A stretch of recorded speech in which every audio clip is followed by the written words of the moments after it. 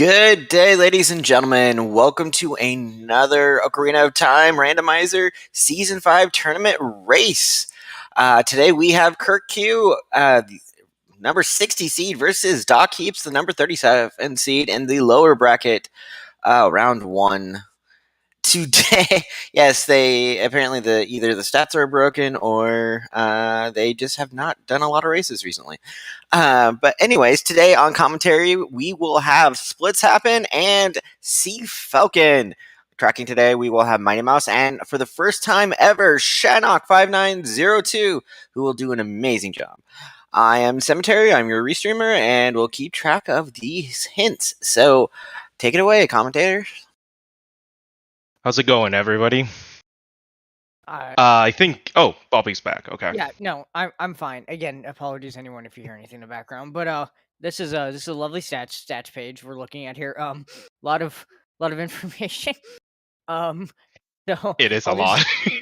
So I'll just go off of what I know about these runners. Although, admittedly, and Splits, I believe you also fall in the same category.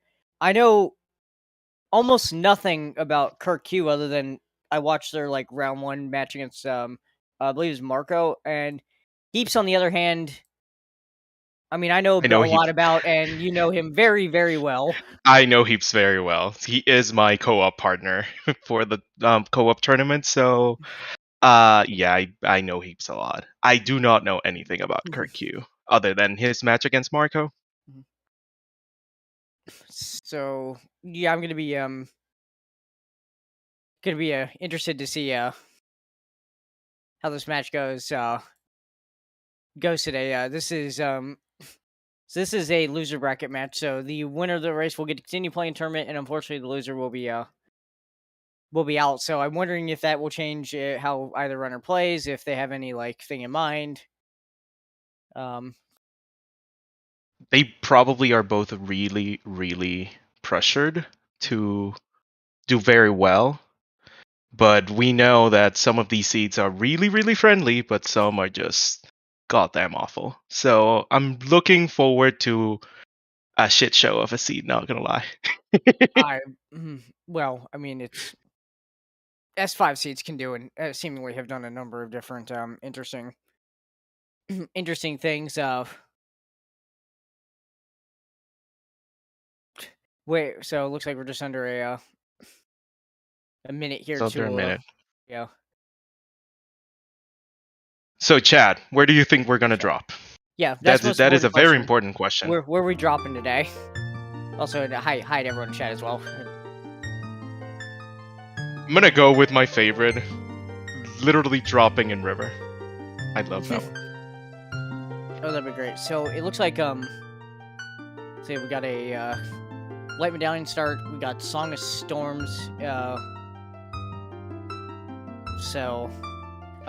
Let me give this disclaimer. It is a baseball seed, so anything can happen. Oh, no. Fair. But yeah, well, here we go. Let's see it. And we're dropping... Oh, okay. French vanilla. Just gonna make a few feet. Oop, we're getting a pedestal check. Spirit, Shadow, Forest. Oh my goodness, that's a pretty... I mean... It's not a terrible layout. Could be better. So we're gonna go ahead and heat for this hint, but Kirk is reading for them as well. So we had Ocarina of Time is Vanilla Song of Time. Gerudo Fortress is Path of Queen Gum. I believe both those hints are there. The last one was Goron Crafts a Red Potion bottle. Clearly we need that bottle. So this is not much of a question, Chad, but who wins the tunic check? It's not much of a question because he uses the exact same tunic every time. But I'm gonna go with Heaps on this one. Not a fan of the orange.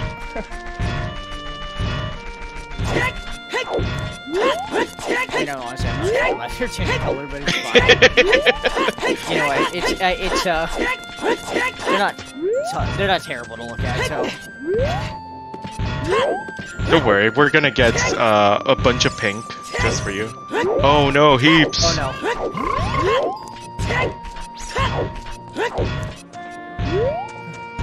So both runners starting as adult general play most folks.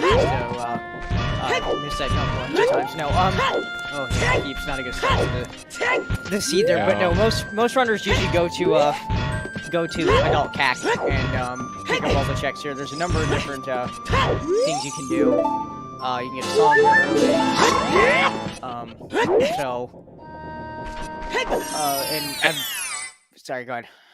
No. Even I was gonna say that even if it's a stone, if you get a decent number of explosives here, DZ is always a good choice. Money. Well, we have a wallet instead. The other thing that holds stuff, unfortunately, I mean that can buy us explosives. The problem is we need a lot more money and actual access to the carpet salesman for that. That is correct. And so we got 30 skulls is dead. Alright. Still rooting for that 50. Ooh, that is a bow. Bow in the windmill? Yep. Okay. Well, that's convenient because they can just pop out and do adult archery. Don't have to worry about that check. Yeah, that check, when you get a bow really late in the seed, I've seen that check having a lot of things. It sucks. But not today. Ooh, Nocturne. Nocturne. So we know Shadow's one of our medallions, so that is one of our songs we were looking for, and good to see it early.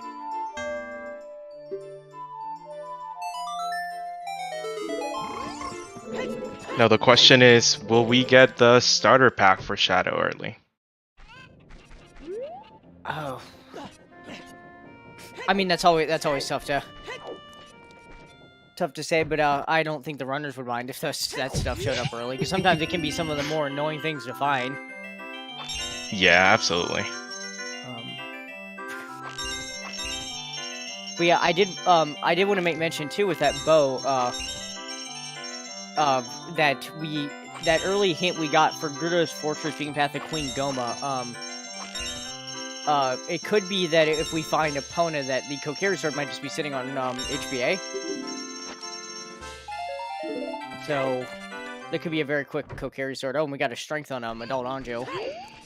Well, I think we're just gonna get the forest starter pack, apparently. Yeah, got 2 out of 3. Oh, there's a bomb bag though. And a bomb bag. So I think we're gonna see that we're gonna see that immediate stone DC play in this adult one, I'd imagine. I can't see them not doing it. It's just a good number of checks. You can do them pretty fast. Oh, 40's dead.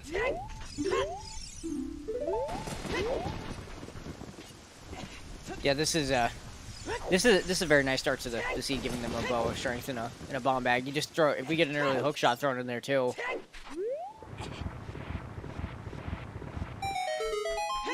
The crate has, I think that was a bloopy? Yeah, I believe so. So no need to worry about that. Heap's gonna give us a look at the shield grave. Oh, getting a full wallet there, which could be nice to buy a shield before going into DC. He even gave a little bit of a fist pump. I imagine that's probably actually happy to be able to do so. But no, I do want to make mention one thing that we saw there with S5 is the small chest in the grave because of chest size matches content being on. What runners more often opt to do is they will usually open small chests until they find explosives. However, another reason to open chests is that you want, for example, there like Heaps may have actually wanted money there for a shield or a Goron tunic, or you might want some health because doing a rando race, doing a 3-heart challenge as a rando race is a little scary, since you can be an Oko in a couple situations. So having a couple heart containers is not a bad idea. You know, stuff like that. Yep. Even though fire is a stone, it could come into play. And you don't want to go to fire without a Goron tunic and 4 hearts.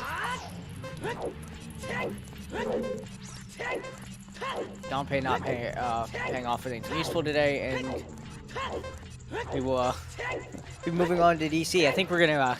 I don't think we're gonna see much divergence here for a while, chat. So No. the two runners are just gonna follow each other. I mean, maybe all the way until they go child, honestly. And even then, I think they might follow each other for a little bit there. Yeah, because as soon as they go child, they're probably going to prioritize getting the songs. Songs are way too important in this game. So yeah, we won't have any divergence for a couple of minutes. Yeah, and I did want to mention too, for as nice as it conveniently plays Bo was to get Kirkq archery done out of the way, so it's not orphaned. The bomb bag being here means that you don't have to remember that the Redead grotto here. You can just take care of that while you're here.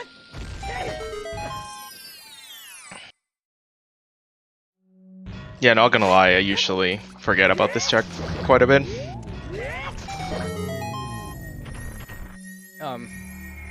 I did. Just a small buy.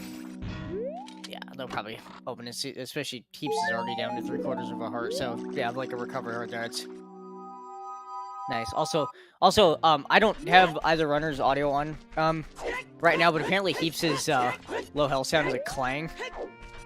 It is, yes. So, chat seems to be quite thrilled that they're not hearing that anymore. But I actually realized something I said earlier. Doing a quick correction while these two runners are going to DC.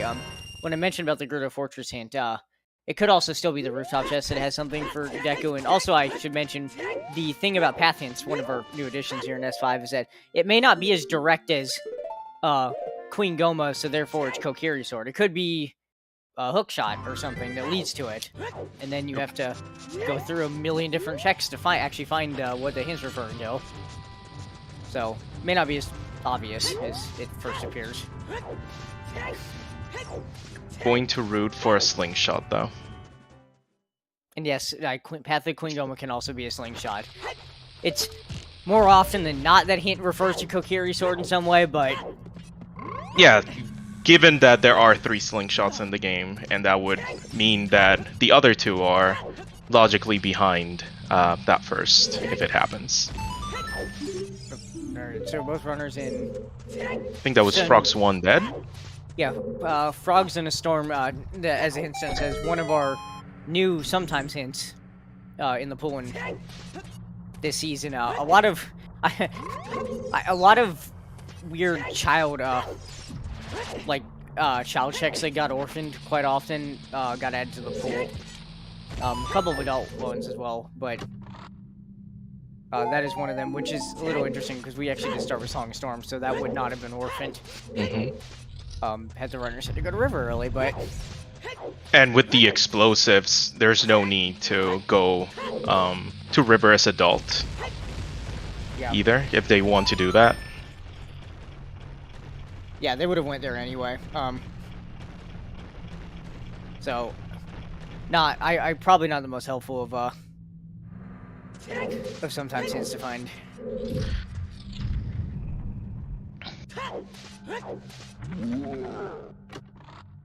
Alright, got a big chest here, as you see, and we have a bottle.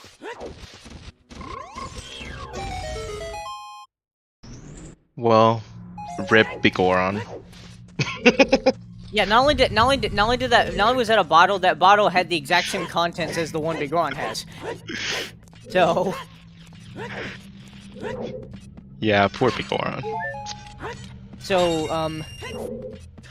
So an early bottle can open a couple different things. Mind you, we've seen what 30 and 40, dead, but I don't think 50 though. So it could be it can sometimes be an indicator towards an early 50 seed. Hopefully, for the runner's sake, it's not that if we get opponent big post can be a thing. And yes, chat's already mentioning it. A bottle. Once we get ZL, logically or coverage out of logic can get you into Zor's main, and you could do Ice Cavern really early. Although, I feel like you probably want to find a few more songs before going there. Or a path hint pointing to ice. Yes, of course.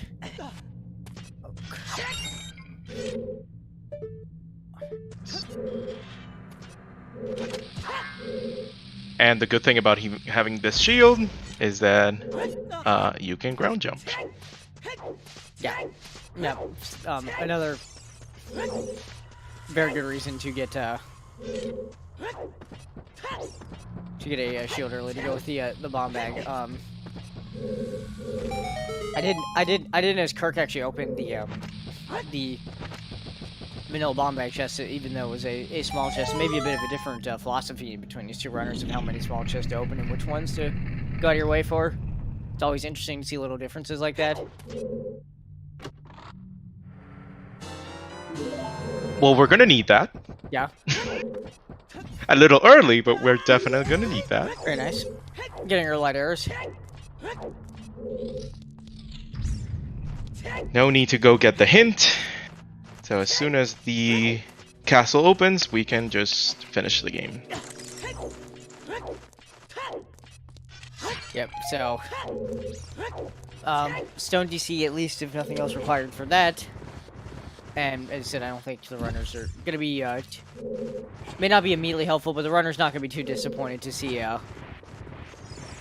lighters pop up early, because nothing feels worse than a seed where you walk into Degan's castle with well, I guess in this season, Spirit's Medallion, you walk in with Strength 2, and then he says, "Oh, do you find the lighters in my castle?" And you're like, "Oh no." Oh, even better.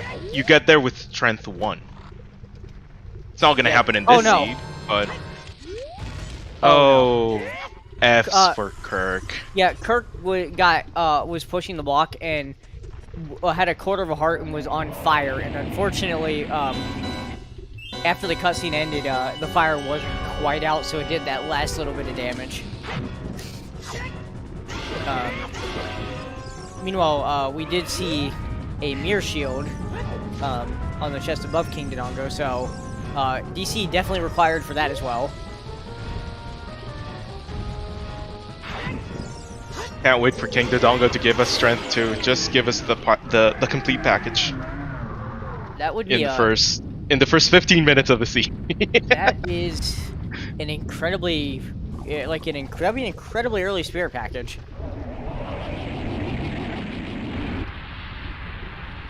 Like, again, I don't think the runners will mind, because the items for spirit can sometimes be very annoying to find, especially that mirror shield. So.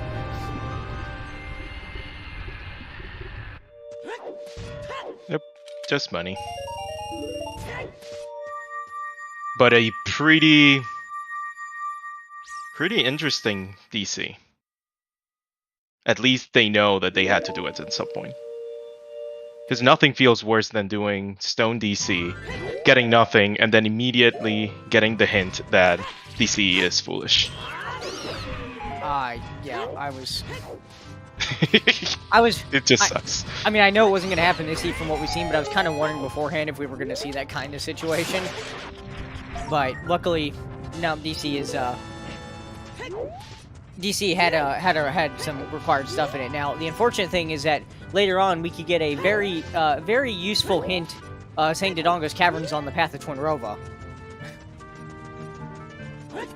I mean, it's giving you very important information. Of course, it's really relevant.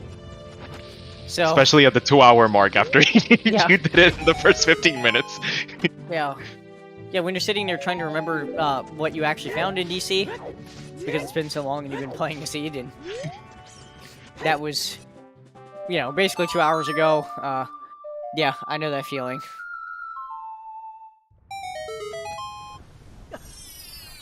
Finally putting that Song of Storms to good use. Ooh, big boy. Might have something here. Oh, 50's dead. Okay, not a skull seed today.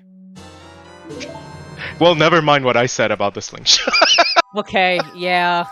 No, I'm gonna assume. I'm gonna say that Fortress Hand points at Kokiri sword then. Unfortunately, that kind of ruined some potential fun, but again. However, I'm very sure that our runners are very happy. Oh no, that's what I was just about to say. They are okay with that hit not being a slingshot, I'm sure.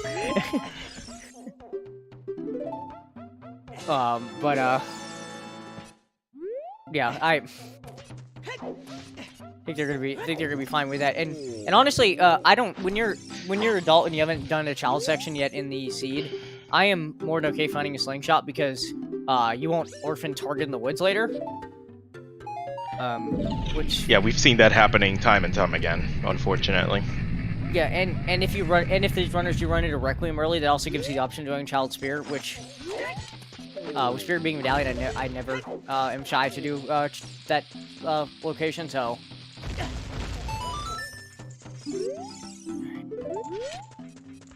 Oh. Ranch path to Twinrova. Okay. So that could be where our Requiem is. At least would be my initial guess based on a hint. But we'll have to wait and see.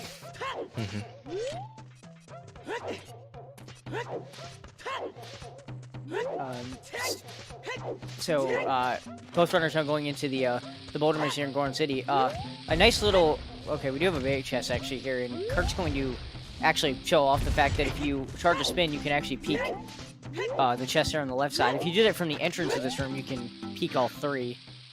And Ice Cavern Path to Bongo, so we did get an Ice Cavern Path hint. And it isn't for Nocturne. Interesting. That is something you don't see a lot. Hey, got shoes.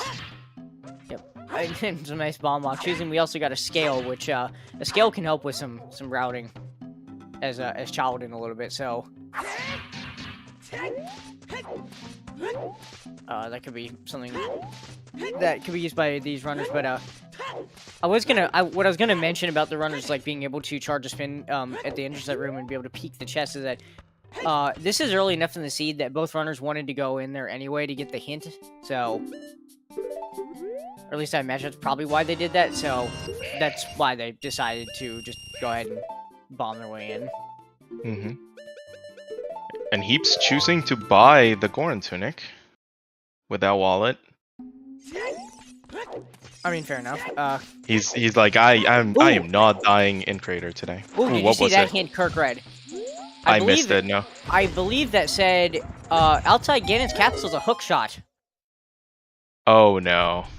So, OGC, we have a strength 3 locked hook shot. Now, I know everyone's freaking out. I do want to say, Water Temple is a stone. So, if we can find the other hook shot, that may not be necessary. Or it could be our first hook shot, and we're in for a bit of fun here. Because we could have some of our path hints just pointing at strengths to get that hook. So we will have to see. And because Chad always wins, let's just hope that it's the first one. 100%. You know, under most circumstances, I would be like, "Oh yay, we know where a hook shot is." But man, that's that one could be that one could be really buried. So to some extent, oh, Hyrule Castle Foolish. I definitely missed that one as well. Hooray. So one fairy in that area has a hook shot and the other one has garbage. Is what we got from those hints. Those two fairies are two of our new sometimes hints I should mention in season 5 as well. No, instead we just got the classic Hyrule Castle Foolish. I also believe we just got a hint that Frogs 2 is a heart container, so we won't be seeing that. And 9th chord, we actually already have Nocturne. It was in the windmill. Yeah. Nocturne was the first song that we actually picked up outside of our starting song.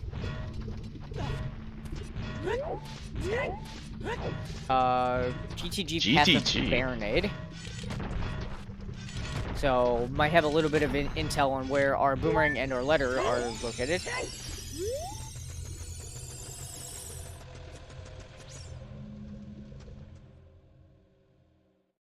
And there's ZL on Minuet, which is interesting because that is logically locked right now.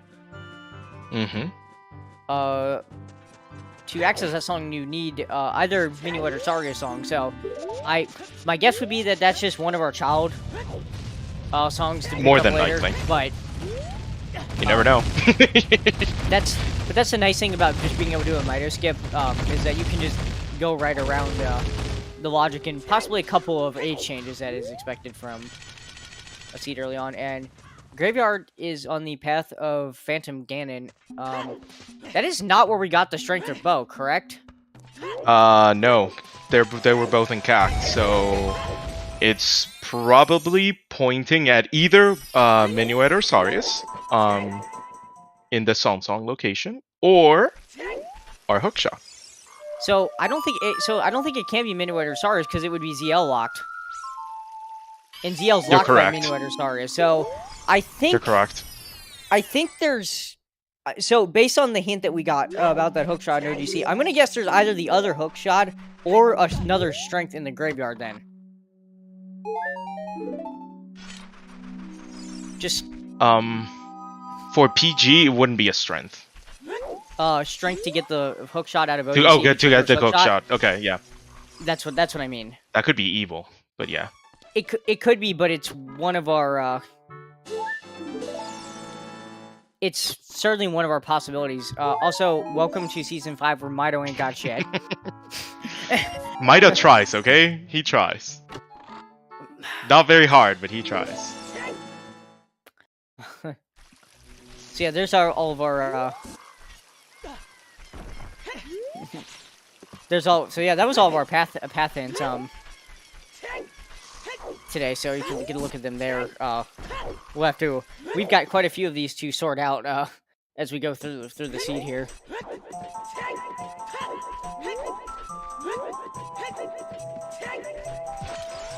Ooh, interesting. Kirkq going to river with that scale. Is this a play to river or ice? Is this what I think this is? Well, let's see. I mean, he could do he could end up just doing river because we know the frogs and one is dead, so there's no harm in doing this as a dog.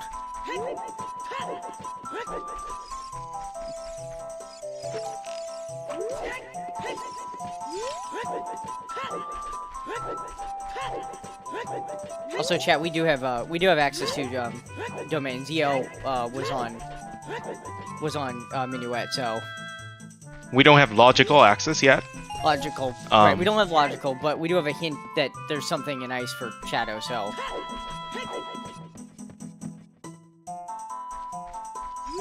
and right now our runners could get everything in Fountain and Ice except for Icy Waters. And they can peek it with the scale. It's not going to be that hard. Yeah, and I also believe I believe both these runners are playing on emulator. So I imagine they won't have as tough of a time seeing at the bottom of the fountain, unlike unlike VC players. I'm not bitter at all in saying that, but I get at the bottom of the fountain half the time. VC, I gave up trying a long time ago. Okay, all right. I'm glad I'm not. I know I'm not alone in that, but I didn't want to like.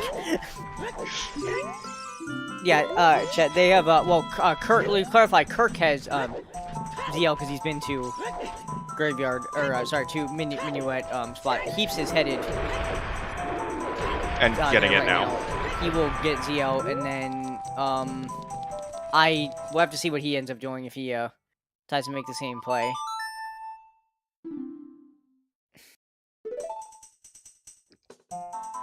Interesting that Kirkq really wants those chews. Yeah, I know, so I know in using, I know in like, in certain places, obviously using bomb chews can definitely be faster than just waiting for a bomb to blow up. If you're, good at shield dropping a chew, you obviously can blow open grottos pretty quickly.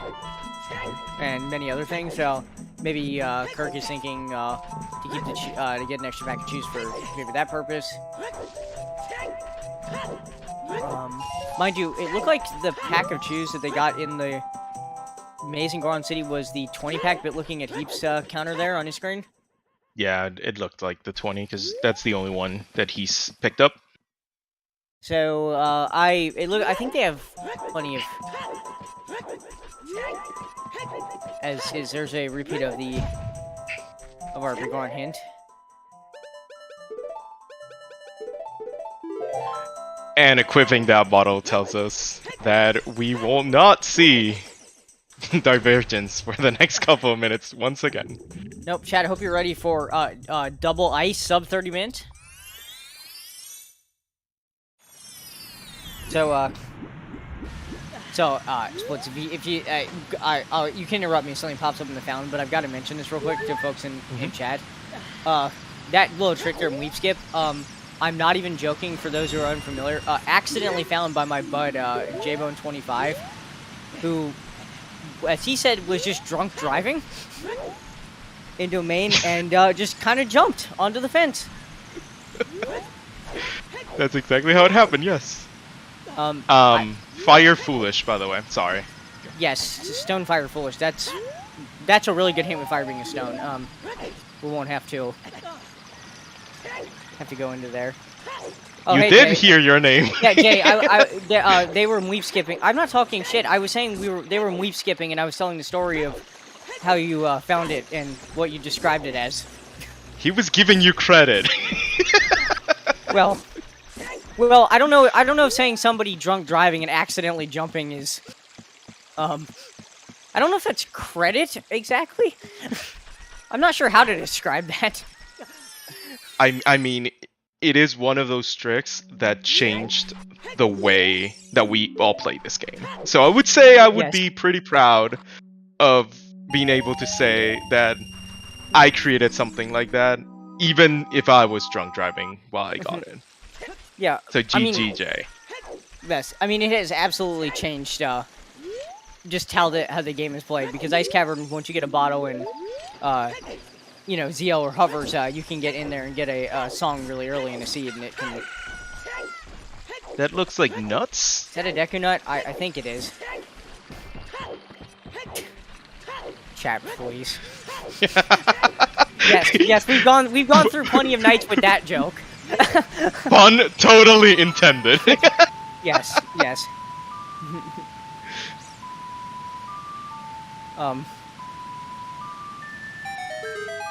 But yeah, no, I as both runners are going dice, I just want to say real quick, the funny ending to that story is I was actually in a call with Jay the night that happened, and he was screen sharing the seed, and it happened, and he's like, guys, what happened? Look at this.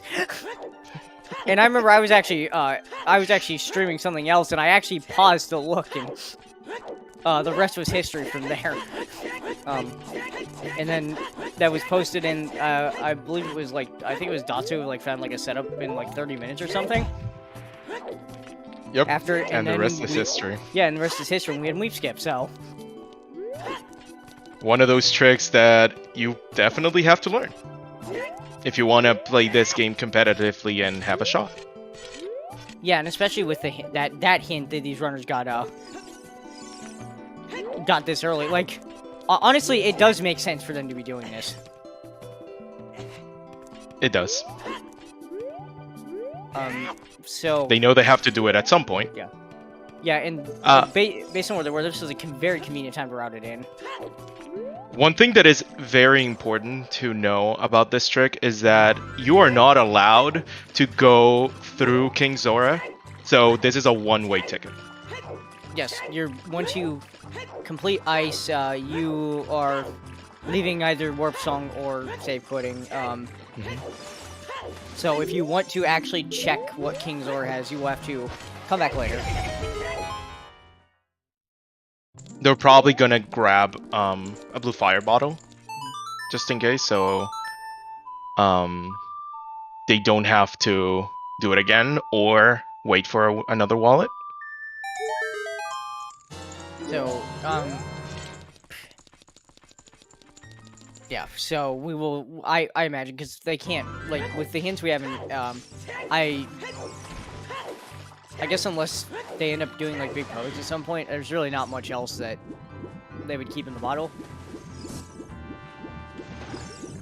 And odds are they're going to get another bottle at some point.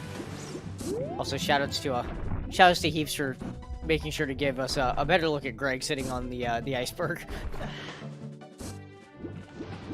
I mean, Heaps is just giving the audience what they want. Yeah. Shoutouts to Afterlife and Greg, by the way. Heaps being a man of the people there.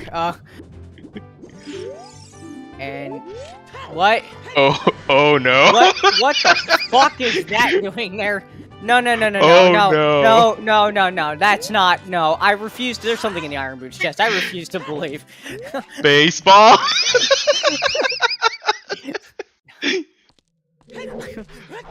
All right. Hold on.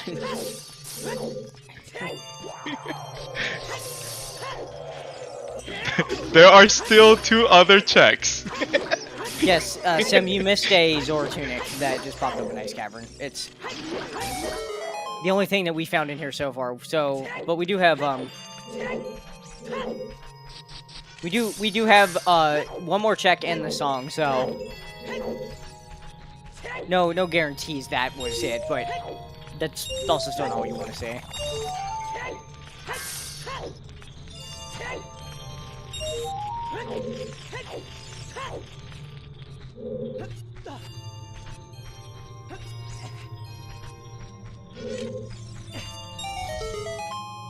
That at least you know you have to go to water, and Central Pillar has something required. It could be a key, but it would have something required because that is the only check that logically requires the Zora tunic. Yeah, exactly. So, mind you, if we do need to actually get into if we do need to do Water Temple, well, we're gonna need to find the Iron Boots and a hook shot before we can even begin to think to take care of that hint. So, Nah, they're just gonna get another 2 strength and just go to OGC. I mean, that would definitely get us our hook shot, yeah.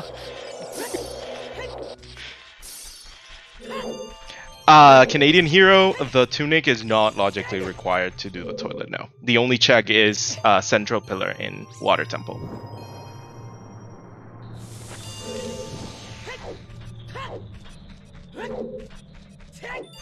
Yeah, now it could be that Central, now it doesn't guarantee that Central Pillar has the item, because, you know, it could be a small key or boss key in Central Pillar, and then, like, Morpha or, you know, Dark Link has the item or something like that. Yep. Yeah, the Wolfas were he was just trying to exercise a little bit. Ooh, another big boy.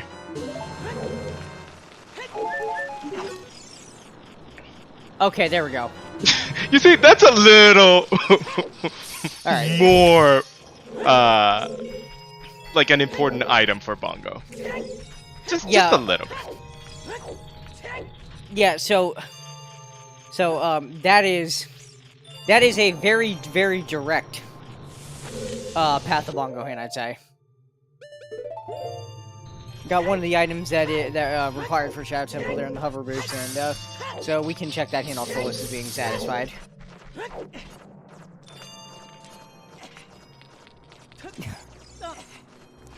Kirkq, looks like he's going child.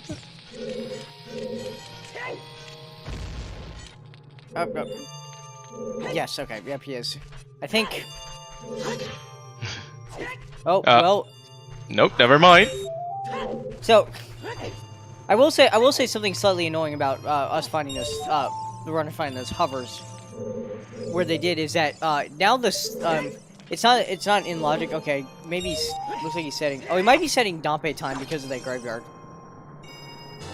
I believe you're absolutely right. That's a good idea. I like that.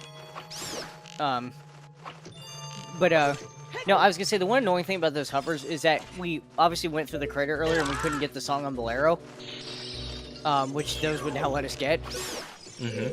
So hopefully we'll actually, with fire being like foolish, we'll never probably go in that direction for that. Hopefully, so hopefully we'll just find Bolero later, or maybe like a minuet or something to get over quickly to get that song. To be fair, I don't think Kirkq actually did crater. I think it was Heaps that did crater. Went into crater. Okay. All right, fair enough. So he might. Kirkq probably has more of a reason than to go back into.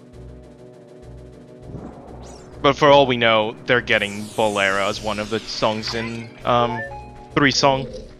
Because they already have the third song. Answering Guppy's question, chat. River and Darklink require 5 of these 6 small keys in water to be in logic. One of the key doors in water is actually removed in Rando, so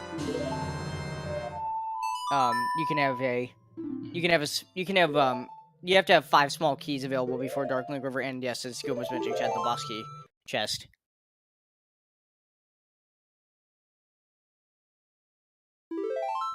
Let's see what our good boy Richard has for us today. I mean, that's convenient. They bottle. do need one of those with fish, so they don't need to get the fish even.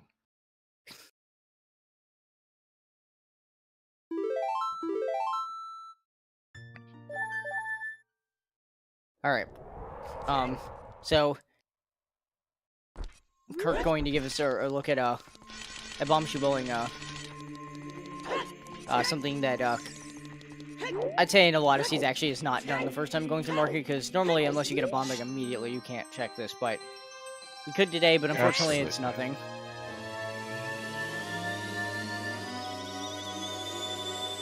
Oh, because Kirk didn't go to Crater, he does not know this is foolish. So now I hope he just checks this. He gets the hint and hopefully leaves. Okay. But no. No, I'm also a little confused about this because he set time of day for Dompe, and this is going to get rid of that because this is going to take longer than the 20 seconds. Maybe he just wanted to set the time for Richard? I mean, maybe he could be safe scumming. Yeah. Oh, did he save? I didn't. The last time I saw him save was when he actually said tonight is adult. So, saved in bowling. Okay. All right. Thank you, chat. Okay. Yeah. Yep. There it is. Fair enough.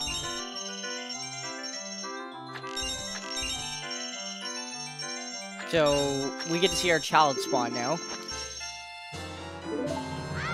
Oh.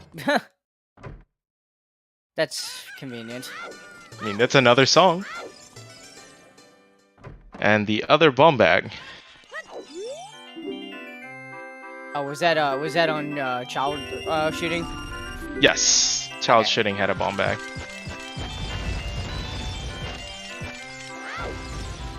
Yeah, chat pointing out we have a couple of we do actually have a couple French vanilla spawns actually.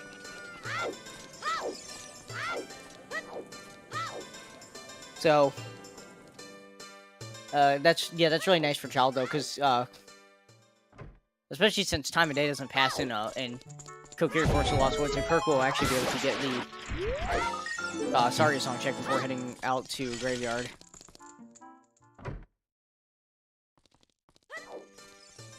Oh, or it looks like no, he's actually just gonna okay, he's just gonna head there right now. You know, fair enough.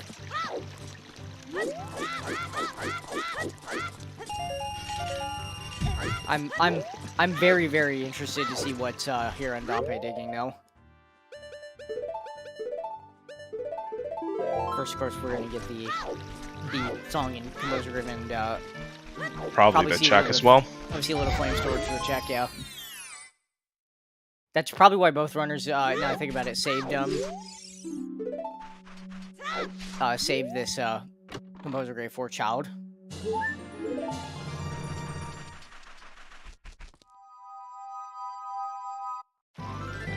Now, Bobby, just before he starts doing it, do you want to explain to chat what is flame storage for those that don't know? Yeah, so flame storage is a nice little trick where you can pull out a Deku stick and it's still lit even though you've actually are not standing next to a torch. So the trick to it is as we're going to get Requiem here in Composer Grave. So Lon Twin Robo is not Requiem, which is interesting. But so what Kirk's gonna do here is he's gonna go up next to the torch. He's going to make sure that when he puts the stick away that it passes through the torch. And then what he's gonna do is he's gonna go up here and he's gonna pull out the stick far enough away from the torch that, well, sorry, close enough to the torch that the torch is still loaded, but not far enough away to well, like basically the line there. But not far enough away where he can't get to the door there with the stick still lit, because you know Deku sticks only stay lit for a certain amount of time. And with that, you can use a stick to light certain torches, and in a couple cases get checks and that you would normally not be able to get. Like that one, of course, normally logically requires a fire source and magic. But with a little bit of flame storage, you can go ahead and get the check done. And we did not find. Nope, it's Redead Grave. I think at this point it has to be. That's the only other check left. Oh, hold on. No. Because Ranch Path of Twin Robo could be that Sarius to get ZL to get Requiem, and the Requiem might be the Path of PG. Yep, that makes sense. So we could actually have a hook shot. Over in the desert area. Yeah. In Colossus, or maybe even Spirit. We could also have a we could also have another one of the other strengths there too. If the OGC hookshot is our first one. I'm very intrigued to see where this actually leads our runners. And yeah, Lon Rancha only had Saria, so I'm gonna bet that chain I just mentioned is what that's going for. And we have a well dip. Well, full clear at this point. He has everything. Yeah. So bottom of the well, which normally is pretty quick anyway, even just in normal settings. With CSMC, there are a number of different peaks you can do here. That speeds it up even more. So as Kirk's gonna show you here, looking through the wall here, and see a couple of the different checks here, and you might walk over to the wall here. Yep. And we'll get to look at a couple more checks, and you can see that there were a couple big chests on the right side here. Mm-hmm. So, like, the peaks just make this even faster, and more often than not, if you get ZL in Storms, you'll probably be doing well in a CSMCC just because of how fast it is.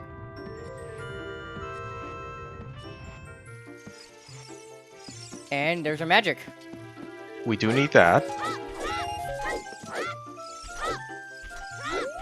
We also did get the big Oron sword, which, given how early in the seed is, that's, you know, nice to have. But the magic, probably more important just because, yeah, if the other magic gets magic locked, then that is a hard required, well play that you have to make.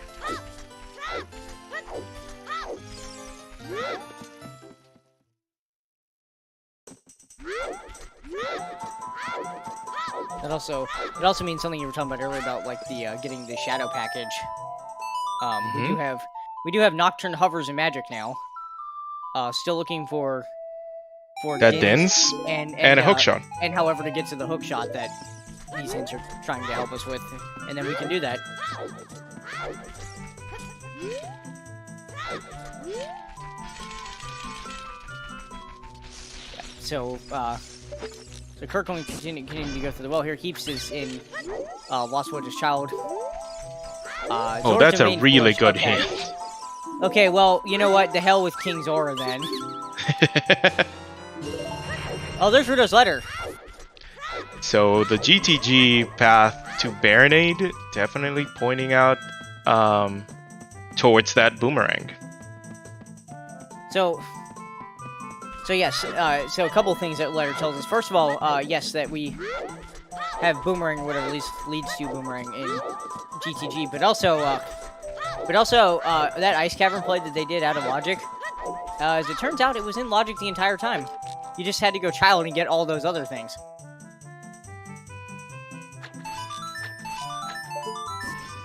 So that's interesting. Yep. And because Domain is foolish, they basically will lose absolutely no time, because they don't have to go back for King Zora. Nope, so, that is quite the foolish hint to find in the runner's position, and it also tells him with that GTG Path of Baronet hint is that since they've already done Ice, they don't even have to bother turning in the the letter really at any point until they get that boomerang from GTG. Yeah, because correct me if I'm wrong, but I think we've seen all 4 bottles, basically. Or at least we know where one is. We won't get it, but... Yeah, because I believe the letter was the 3rd one that Heaps has in... Well, not that he has, because I think he didn't do Night Market, so he didn't get the... he didn't get Richard. But, yeah, we have seen at least we have knowledge of all location of all 4 bottles. That's...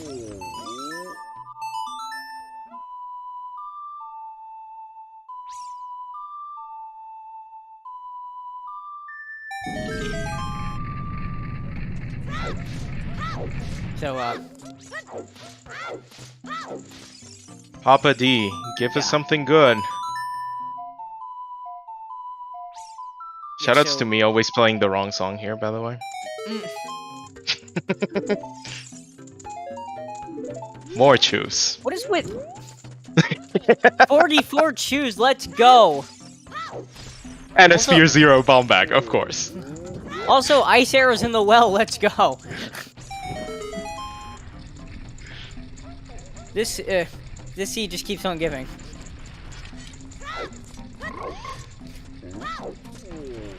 So the well giving us magic and PGS.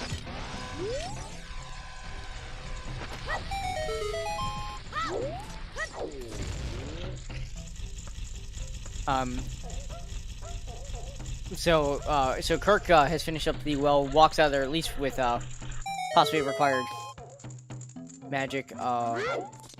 I did not see the size of that chest. No, I will trust that he saw it though.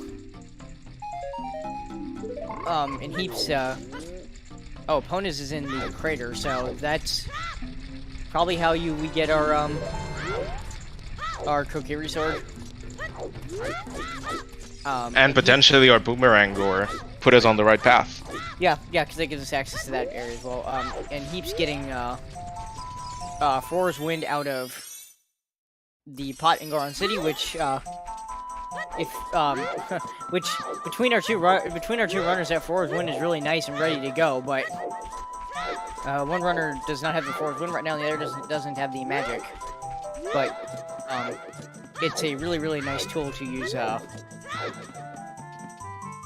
kind of help you in places like if, for example, if these runners end up being able to use Force 1 and they go to GTG and looking for the boomerang and it's strength 2 locked and they don't have strength 2 yet, well, you can just drop FW in there and work back, whenever you find it. Yeah, Kirk went straight into Child Spirit actually about checking the song. I hope he remembers to actually grab the song later, because I know sometimes that can happen where runners will go straight into you got it, yeah. Spirit, and then they'll think they got the song when they didn't. It looked like I believe we saw a big chest in the second check here in Child Spirit, so maybe something interesting popping up here. And Heaps, on the other hand, going to see what song we have on the Saria's location.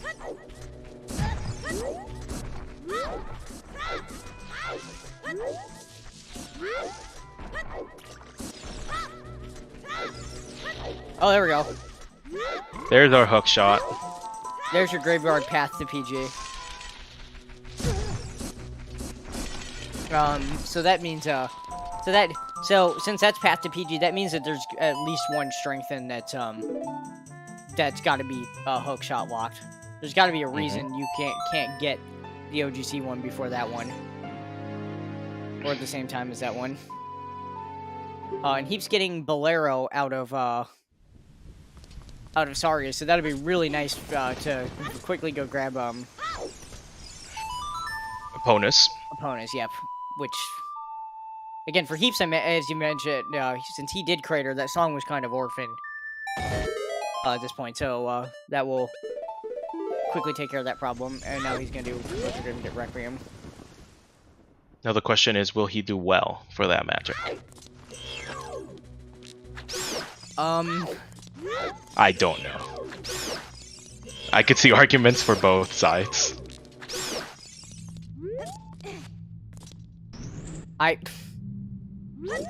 Yeah, I don't know. Because because part of me wants to say the heaps I know will run right by it, but I don't know if he's exactly playing that way right now. He seems like he's being pretty thorough, actually. I've seen both heapses, and I don't know which one this is, to be honest. He looks like the thorough one, yes. Now, mind you, now I will say, we'll see, because that Requiem there might convince him otherwise, or might convince him to immediately warp over to Spirit, since knowing Graveyard is path of PG. Because at least that would be, you know, it'd be a bit aggressive, but at least it'd be him calling a path hint. So I would understand it.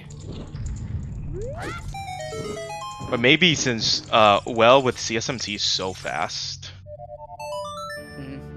Nope. As he plays Requiem, he does exactly what I said I was gonna do. That answers our question. Okay, well, so, I mean, obviously the other magic might be available, and also, who knows, maybe Heaps will still end up doing well sooner rather than later. I mean, with Nocturne, he could be trying to set up time of day for Dampe and then do both those things together. Yeah, I like that. I kind of like that routing idea if he can manage to get that time of day. Yeah. So Kirkq has made it. Well, almost made it to the nice third. What's up with this seed and explosives? I could be wrong, but I think the sometimes hint we got was Mirror Shield chest. Then, correct? Colossus. I think we saw left hand. I think it was left hand. Yes. So it was Mirror Shield. And I'm guessing Kirkq did not. Or maybe he saw it was a big chest on the Silver Gauntlet chest, or...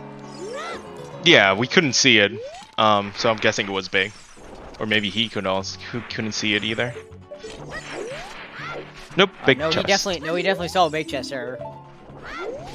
And it's fire arrows. Okay. I mean, he can use them.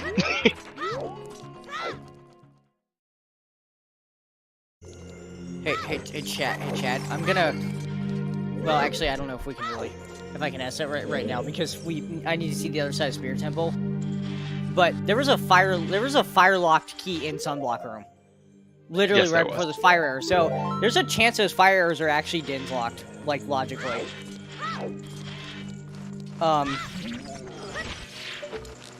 Mr. Right magic was in the well. Yeah. Because I went over this a couple days ago. The Silver Gauntlet chest logically requires either all 5 small keys or 3 keys in long shots.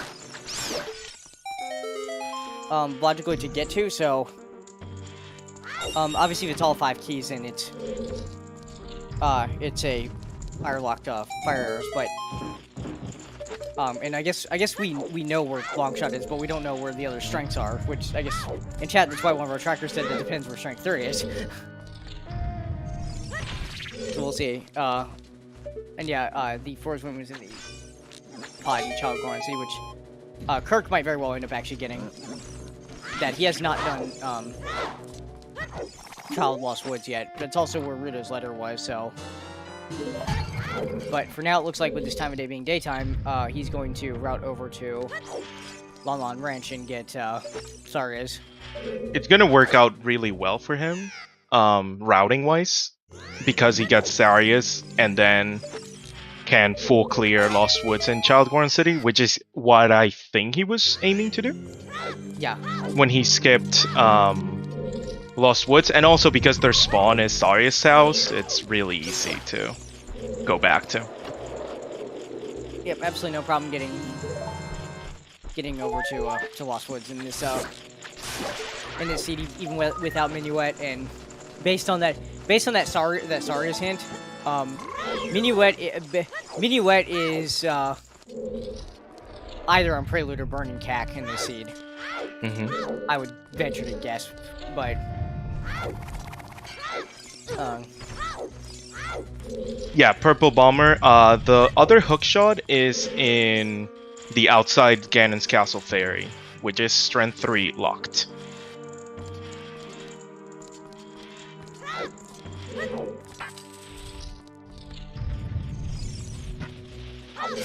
Alright, getting a look at Tectite Grotto there, but just a recovery heart. Tectite Grotto, honestly, one of the more annoying checks to route in early, although Kirkq just taking the time to do that before going over to a ranch since he had the time of day. Not necessarily the worst idea in the world. And yeah, even though it's starting turn 9, he's got plenty of time to get in there, so...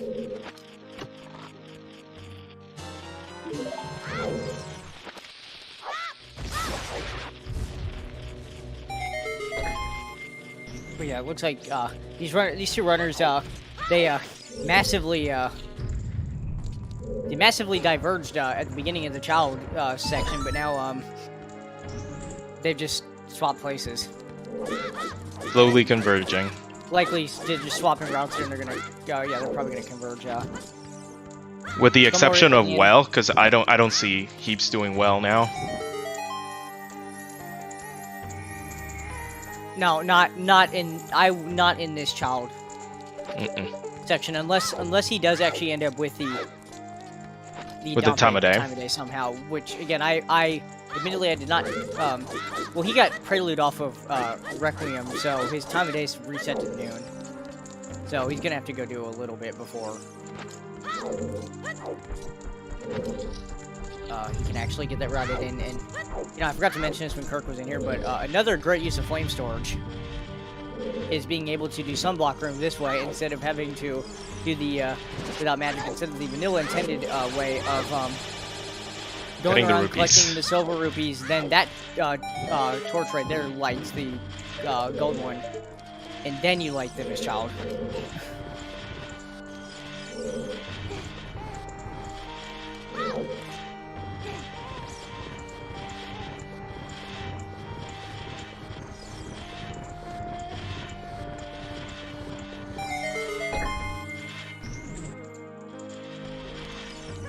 Oh, so Kirkq actually playing Serenade out of the branch here, so we're going to get our first look at Lake Hylia. Does Kirkq know that domain is foolish? Not sure. No, because I think that hint was next to the scrub in Lost Woods that sold the letter, right? That is correct, yeah. So I think this is Childlike Hylia into domain, probably, with the scale. Well, and setting up Scarecrow. Well, starting to set up Scarecrow. Yeah. Yes. Yeah. And Kirkq could also go into. Yeah, he could also take this in the field as well. But normally, I mean, I could be wrong. But normally, when I see when runners have a scale, usually that if they don't know domain is foolish, they'll take that into domain. From there, but we'll see what he decides to do.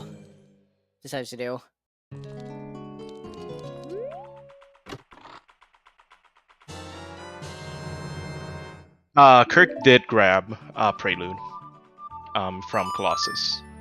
He went back in after the fire arrows. Well, that's useless, probably. I mean, we could have. I mean, Heaps already bought one of those, and Kirkq knows that fire is foolish, and also stone, and that Song of Time is probably not required. So, not really the most useful thing in the world we could have gotten. Yeah, we have Tunic percent today. We also have Arrow percent. Yeah, we have all under 1 hour. Yeah, and speaking of which, we're an hour over. Happy 1 hour, everybody.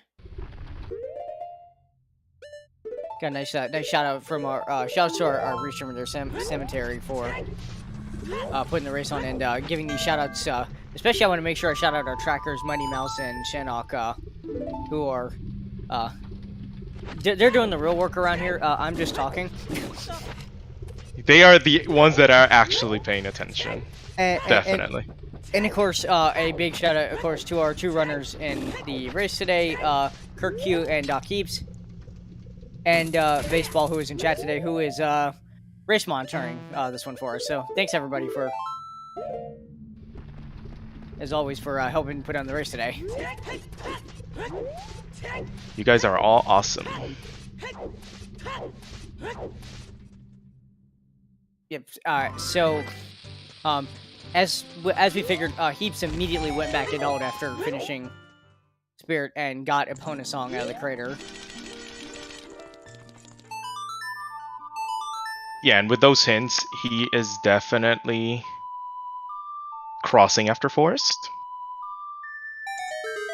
So this is, this has got to be forced into Fortress into GTG kind of route here. So I would say Heaps probably has the next 25, 30 minutes mapped out ahead of him. You know, pretty much ahead of him. If anything, probably hoping before he gets to GTG, hoping to find the strength 2. Strength 2, just so he can clear that the silver block room out when he's there. And I'm just secretly hoping that we don't get double Forest, which I feel it's bound to happen. Well, I mean, I don't want it to happen, but you know, it is a medallion. Both runners have these stuff to full clear, so it's really hard to blame them for just getting it over with. Yeah, exactly what Shanok was pointing out. The fact that Kirkq did not get the Domain Foolish Hint and the Hyrule Castle Foolish Hint before actually full clearing them gives Heaps a little bit of leeway to potentially go get that magic from the well if the other one is not available. But that shows the power of hints sometimes, because sometimes the hints are not that nice. No, and sometimes, and again, as we're seeing in this race, sometimes they are very specifically not nice to one runner, exactly. Luckily I will say at least the runners got all 5 path hints very quickly. So, at least there's a sense of direction in that sense, but, yeah, sometimes the foolish hints, and we're still even missing the foolish hint. We're not. It's Hyrule Castle, Fire Temple, and Domain. Okay, right, okay. We did get all through that. So I think we have all of our... do we have all our hints, or are we missing it sometimes? I think... Do we have Skullmask skin? Because I don't remember ever seeing a Skullmask skin. I could be wrong, but... I swear I saw it. I swear I saw a Skullmask skin earlier, but I could be wrong. Okay. Yeah, because we got all skulls, heart container. Okay. Yeah, okay. That's why I was getting skulls. confused, because the frog's 2 hint was also heart container, so I couldn't remember if both those were. Yep. So if we're missing it sometimes. Okay. Cool. So, alright, the runners won't go out of their way for hints anymore.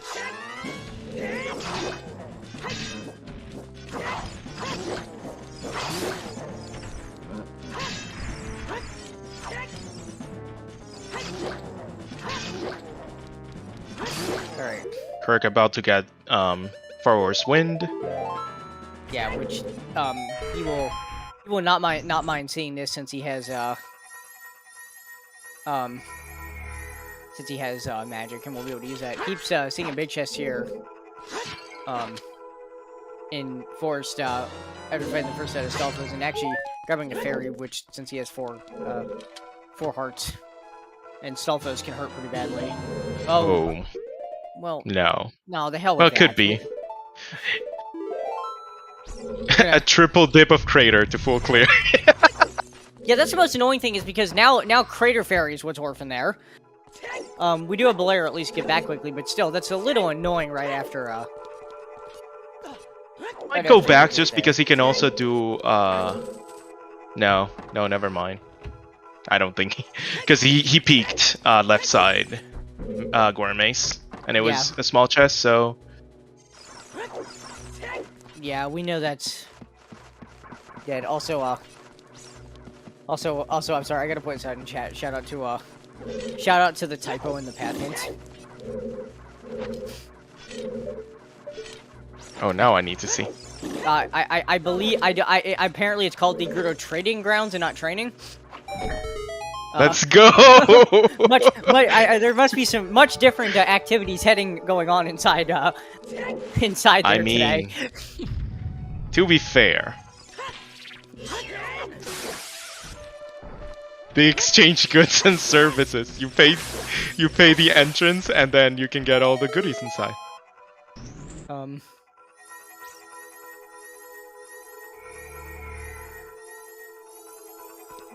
Oh, someone said there's. Oh yeah. Gerudo and Requiem are also typoed in. I think Kakarako Graveyard apparently is what it's called now. I'm giving a reserve crap, but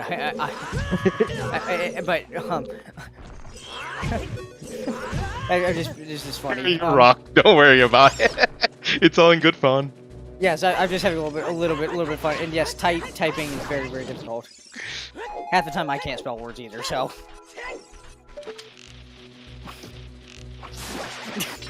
Hey, English is hard, okay? I know. You know, when I took this job, they never said typing was a requirement, okay? Don't worry, it's really not. But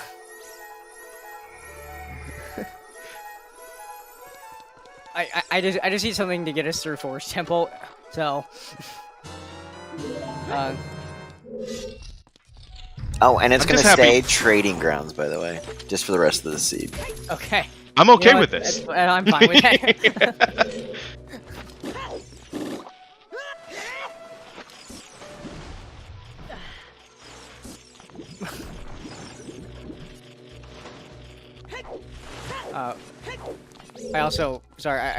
Heaps threw his arm up in the air when he tried to hover when over he fell the down island there. And missed the island, but I'd like to point out, Heaps, you were a little bit too far to the left there, but I hate to say it, but the game didn't do that. Knowing Heaps, he just said, "I disagree." I mean, probably. I don't, Heaps. I don't. You were way too far.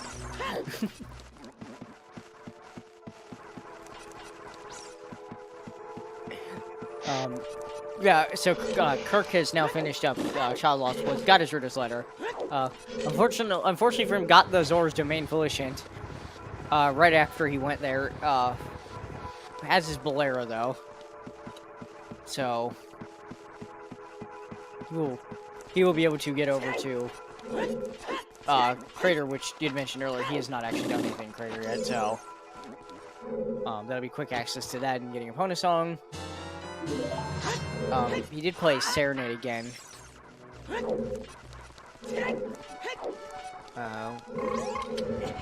Maybe going into field? This has to be a field yeah, because he already did Domain, he did River. Wait. Is he handing in the letter?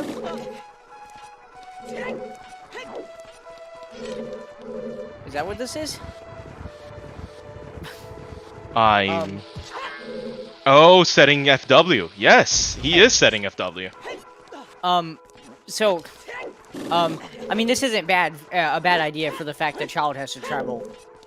For Child traveling back to Jabu is, even if you have Serenade in the scale, it still takes a minute, so.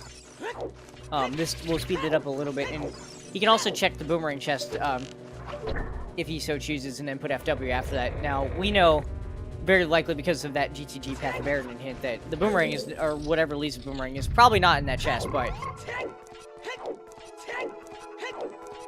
it still could be something useful.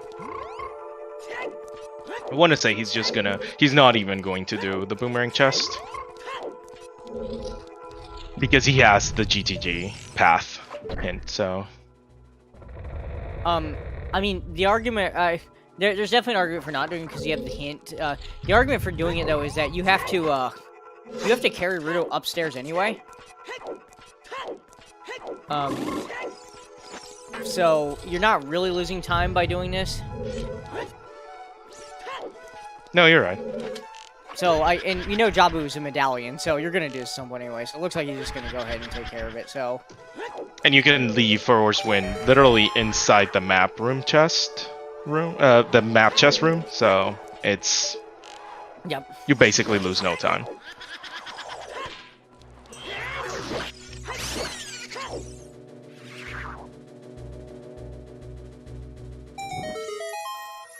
Or you can leave FW where Kirkq left it as well. Both of those. You do not need a second fish. You need one fish to open Jabu, and then you can just enter normally afterwards. Yep. Jabu. When you feed Jabu a fish, Jabu it now considers you a friend and just kind of lets you in whenever you want. You know, as you do, you invite friends to your belly for some reason. I mean, I've never talked to Jabu before, so I don't know what his Oh my god, cemetery, I love it! In the dark. I approve! Get in my belly!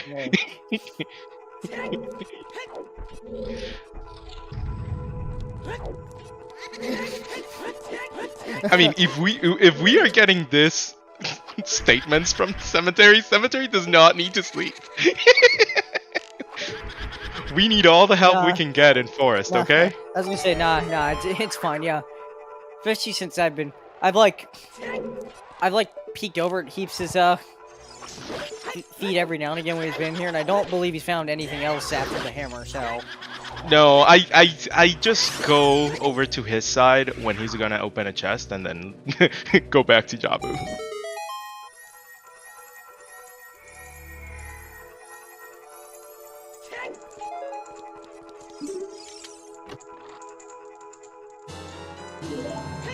Oh yeah, I just noticed, by the way, Kirkq had the legendary full 50 pack of shoes there. You don't see that every day. You know, I know we've talked a lot already about how many explosives that they've got in the seed, but like, just actually seeing that number on next year choose is just amazing. Boomerang chest had nothing, unfortunately, and I believe we're going adult. Yeah, I would think so at this point. I think he's pretty much done everything as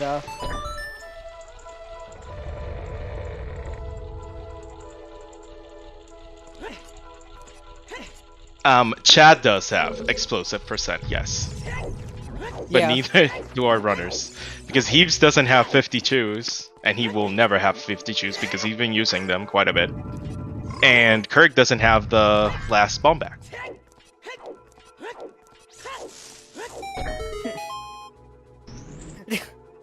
Thanks, Sam. That's an interesting way to spell my name, by the way. And I'm gonna stop pointing out every time. JRP, I am definitely going to start calling Heaps that. He's now Cheeps. Well, I know some people, but actually many people have definitely called him DocHeaps.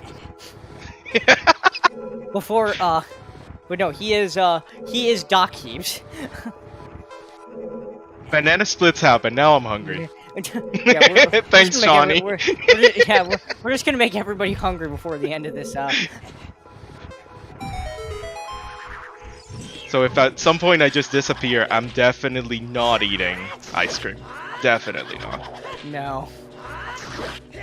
I'm not eating ice cream because I physically can only usually eat it during the summer, and it is 15 degrees where I live right now. So no, thank you.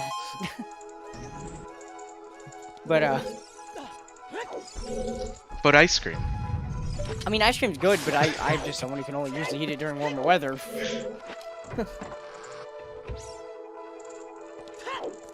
It's okay. you can just go back home with me when I go for vacations. You'll get all the warm weather you want. 65 degrees. Yeah, that must be nice. I had to deal with that winter storm that blew through here a couple days ago. So.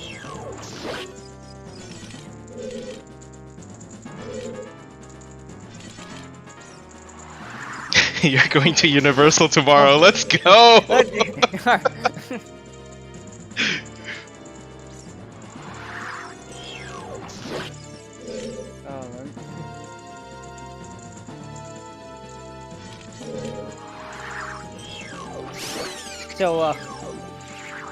So since Heaps has gotten to Meg here, I believe Kirkq might be headed his way toward force. We might just barely avoid the double force here. I think we will. Because I'm not gonna consider PG's room as part of forest. No. Honestly, I will say this. Honestly, the actual PG fight, because of a couple different like strats you can try to do to like 0 or 1 cycle him. It can be. It's honestly the most interesting part of the dungeon at the end. I mean, Heaps doesn't have BGS, which makes this fight way faster, but he could still do the legendary 0 cycle. I've only seen it once, and I believe it was Master Alex in the multi-world tournament. I could be wrong. I feel like I've seen someone else or a couple other runners do it, but I guess we'll Shawnee, see. no, Shawnee. I do not want a mad Sea Falcon with me in the commentary booth. Also, I think you'll be happy because we know long shots in OGC. No, that's the longer shot. That's the longer shot.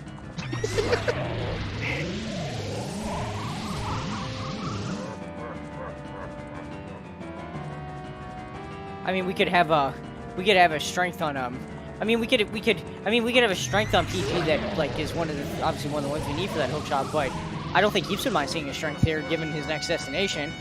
I mean, he would be really happy with the strength here. Like really, really happy.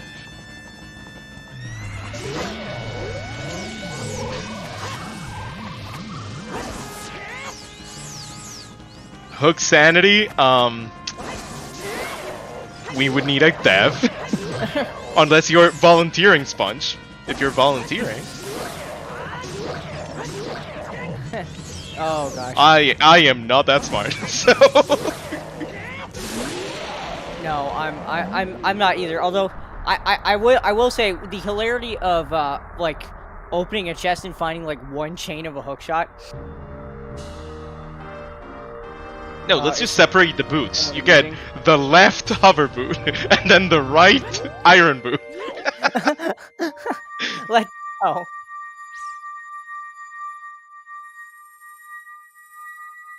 Okay, we have a volunteer for Hook Sanity. There we go. Any other people can join that team? I will probably lurk and laugh my ass off.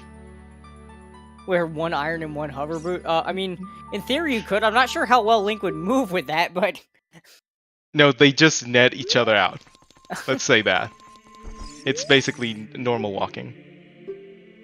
Wait, did Heaps ever check the pedestal? Oh my god, he never did. I thought he just didn't write it down in his tracker, but nope, he never knew. I guess to be fair, he had all the path... so he knew which dungeons were medallions, just not which ones were which ones specifically. Yeah. So I guess he wanted that information. One hover and one iron is the hokey pokey. Oh my god, yes. Yes. I want to see Link dance like that now. That'd be great.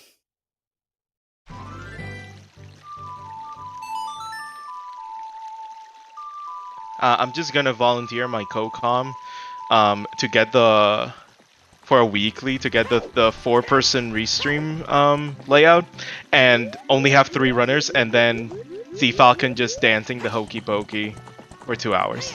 I'm okay with this. Oh, okay, well. I don't know about that one, but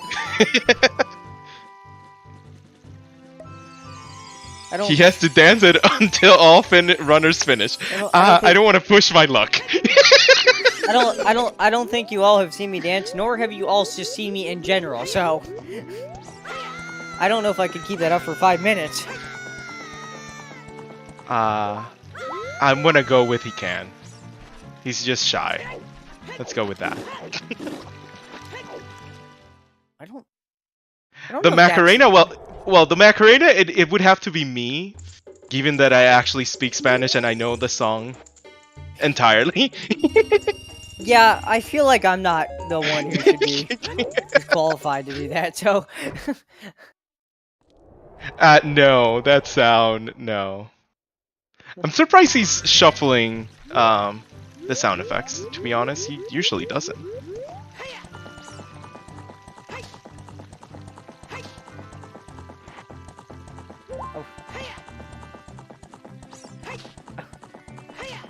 oh jeez. It's a co-op dancing tournament. Let's go. But I can't cheat on my co-op partner Heaps, and Bobby can't cheat on his co-op partner Jay. So that means clearly we need to get them involved in this project. I'm gonna have a harder time probably convincing my co-op partner than you might, but... Oh no, you're definitely doing it before he agrees.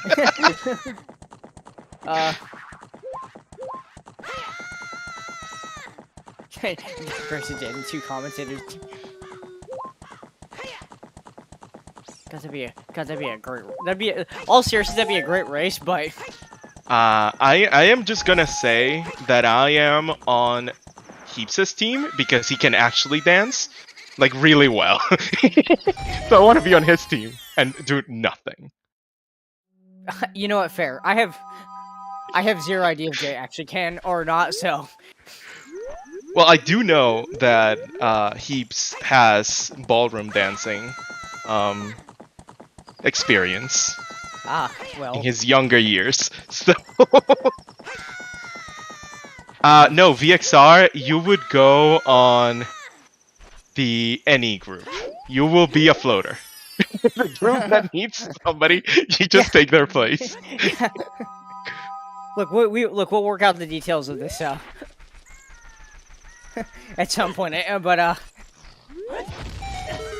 oh, Cemetery. I was supposed to do the restreamer race that was supposed to happen like 2 years ago, but then I ended up actually playing MMR, so I can't anymore. But if you want pointers, just ask C Falcon. He's kind of good at that game. Sam, if I were you, because I know you restream MMR, I would ask anybody else. There are people that play MMR a lot more than I do as of right now. I mean, mind you, I'm in S5, which is why I'm not playing it. It's like, what, maybe C week at this point, but... Shawnee, we're gonna get Trent to dance. If you can get Trent to dance, I will dance as well. But I know you're not getting Trent, so...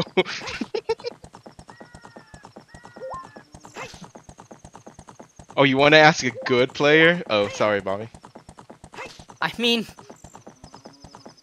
I don't know. There's plenty of really, really top-notch MMR players that probably would be willing to help, honestly, so...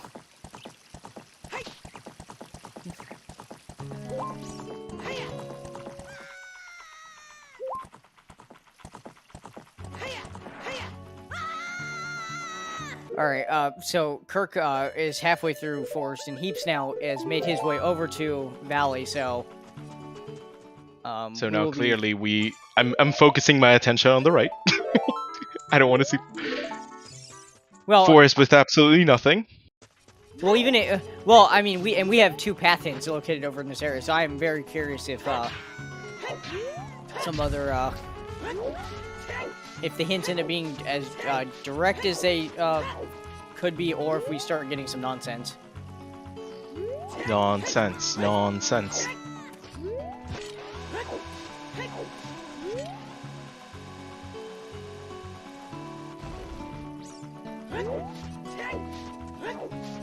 Well, we're not getting that. Was that titties? I believe so. It sure looked like it. But my co-op partner's name is Dr. Titties. He needs them. Not getting them today. I have a feeling your co-op partner is going to is die. not going to follow along with that. No, during he's- a serious race. He just felt ashamed that he wasn't getting them and decided to die. Just commit suicide. Yeah, that's why. He definitely was not death warping to get back up the top of Alley at all. No, at all. No. That's definitely not an actual strat.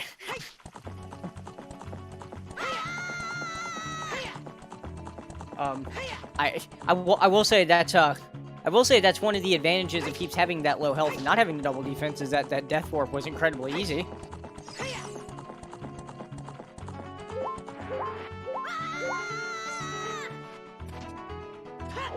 I like Shannock's idea.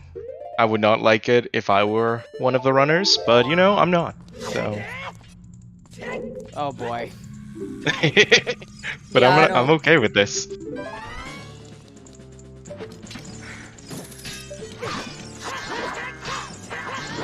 I don't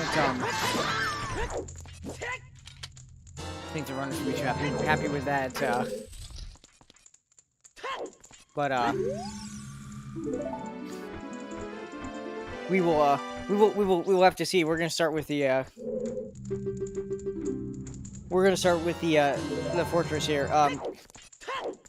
Did Heaps I looked away for a second. Did Heaps get oh no, opponent's sitting there, so I guess he didn't get caught and thrown in the No, he the didn't. cell to look at the rooftop chest first. Okay, so he's just gonna go over to HBA. Imagine if HBA has nothing, then of course he'll go right over to that afterwards and give it a look. But I've been told many times that the fastest way to route Fortress in CSMC is to just let yourself get caught, so you can peek the rooftop chest first. I mean, I think I would be more inclined to do that if I had the long shot and I can use extension to get to the chest immediately. I mean, yeah, suppose. I guess fair, because he can't, he'll have to get to it from the other side.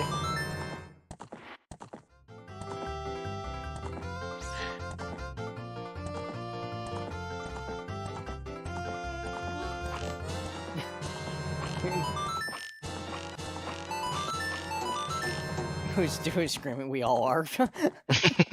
Yeah.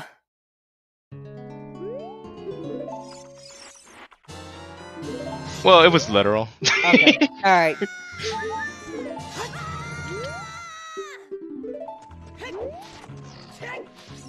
Well, all right. Well, we took care of that pretty quickly. Pretty easy to figure out. Now the big question is whether or not the item we require for the Baronade path in GTG is Strength 2 locked or not. Yeah, or really evil, AD locked. It's Song of Time locked. Now, when I say Song of Time locked, there's two different ways it could be Song of Time locked. It could be Song of Time locked just logically based on either key layout. It could be somewhere in the maze, or it could just be on right side with one small key over there, because there's some key logic in GTG to make sure that you don't lock yourself out of anything. And with CSMC we can peek the right side of the maze and get a look at that. So now it obviously could be hard Song of Time locked if it's in the toilet, but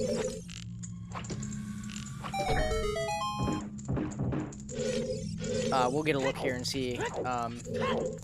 Well, it's not in the lobby, so Heaps is going to go ahead and head around to the left side here and make the loop through GTG. We'll be wanting to keep our eye out for a big chest somewhere. Well, hopefully the runners will see a big chest. I mean, to be fair, Kirkq still is in for us, so I don't want to look that way either. I mean, he's almost out of there, though. It's just, I can't imagine that he'll make any other play than following, where, Heaps has gone over to, Fortress and DTG, so... Cemetery, you can't make me. No. Also, when are we getting the no key logic setting?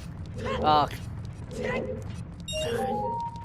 mean, yeah, as pointed out, chat, that'd be great for Spirit Temple. But... Oh, don't worry, I'm still on the list. You can't delete it. Delete my name. It's fine.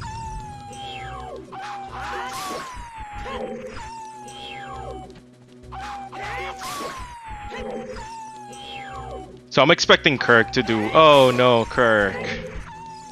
Uh-oh, did he... Oh, he voted out. Yeah. I learned... Somebody taught me that it's just better to not try to do the backflip and just backwalk normally from the platform. Don't remember who it was. I think it was Jay, actually. Yeah, if you, yeah, if you backflip and then grab the edge of the elevator,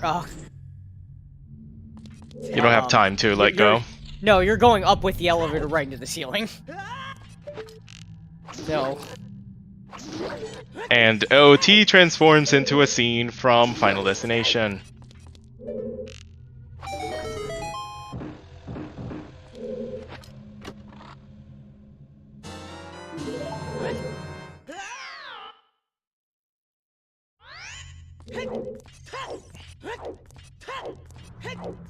So, Heaps has found 3 keys in DTG. Now, I believe I saw a big chest on the opposite side there. I did. In the maze, so... As well, so... At least he knows he can get that. Yep. And we, and, DTG logic, says that requires, 3 small keys, which we have already, and looks like there's probably another couple that are... In fact, there's one right there. Hammerlock that's in logic. So we have 4 keys so far. No, Rob Dragoman, no. No. We don't need that. We don't need Shang Tsung's cameo in this game, though. Yes, size definitely matters. Heaps does have Cookie or sword. Sorry, yes. Go. No, I was just gonna confirm that. And now we're looking, I guess... I thought I saw something up on the right side there that was definitely not a key. It might have been like a bomb refill from what I saw based on the color, so...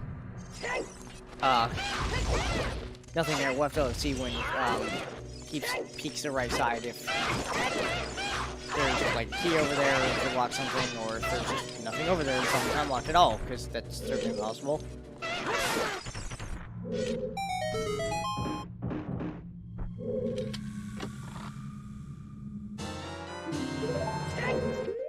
So 5 keys without going into the maze. Yeah, actually a decent number of available keys for not having Strength 2 or Song of Time. All right, let's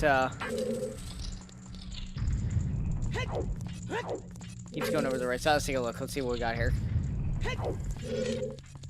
Another key.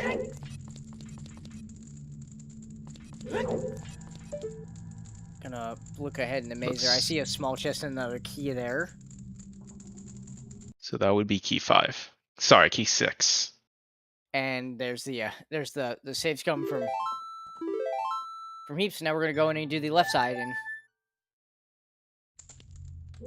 we'll see if we'll see if that big chest has what we're looking for here, which is boomerang probably.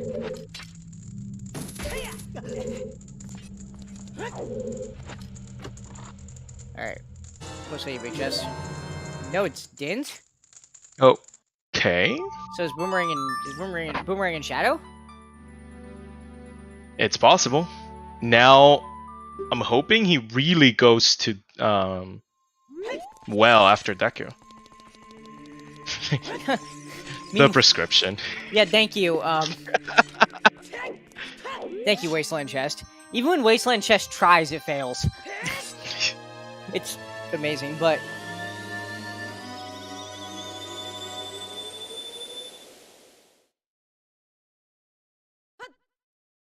So not the that's a perfect. I think the Gerudo area there was a perfect example of path hints in a nutshell. We have one hint that was very direct, and one that may not be.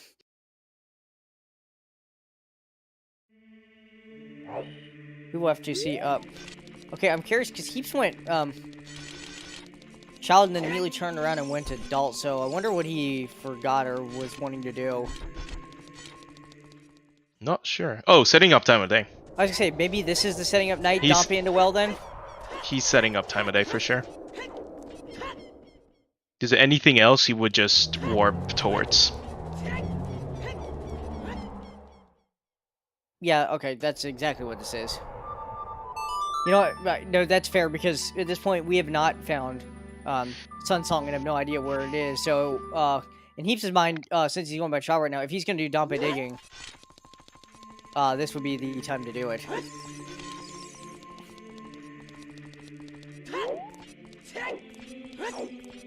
We're just hoping for his sake that he actually does well now.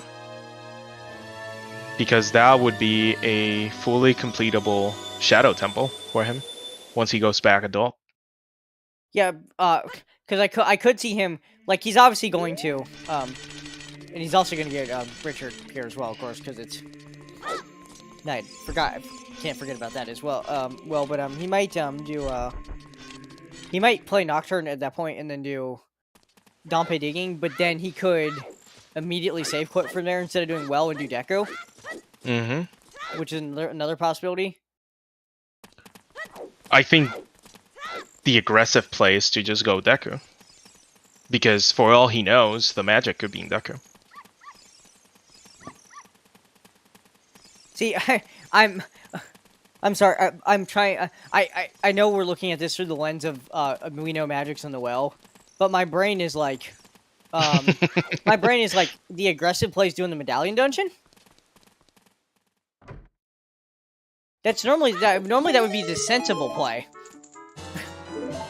Like, oh no, absolutely. But what I'm saying is, I know you can get the items you require in said medallion dungeons. Right, exactly. No, I know exactly what you meant. It's just rushing straight to the medallion dungeon, I guess from my perspective, isn't normally what you would hear described as the aggressive play. But in this situation, it absolutely is.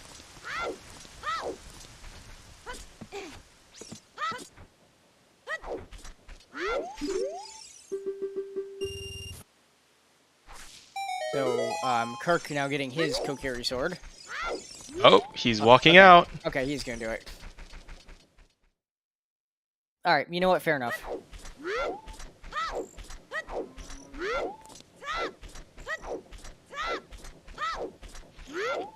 First, he's going to grab some skulls. How many? Oh, because he's that gonna was get 10 9. Here.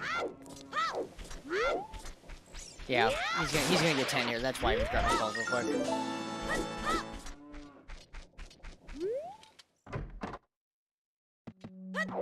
I believe this is our first. I think it's our first check of any kind of skulls in the seed. It's nothing. That is correct. I think Kirkq was before Forest at like 3 or 4. So at a similar number at this point. Only 7? Okay. Yeah, now again, in fairness to both these runners, 30, 40, and 50 were hinted dead. And, I mean, and yes, I know 10 skulls is spear 0 and 20 only requires, like an item or 2 to open it up, but it does take a little bit of time to go actually killing the skulls, unless you're actively getting them as you're passing by them in, like, medallion dungeons. Heaps? Wait, nope. No well. He did that just to get the skulls? Alright. And He now probably has them planned out all the way to 20 now. Yeah, I've imagine so. Kirk started to grab the rupees for toilet, and then I think maybe realized, wait a second. I really don't want to come back for this. So Wait nope. a minute, that's on AD. Probably not gonna plan for that.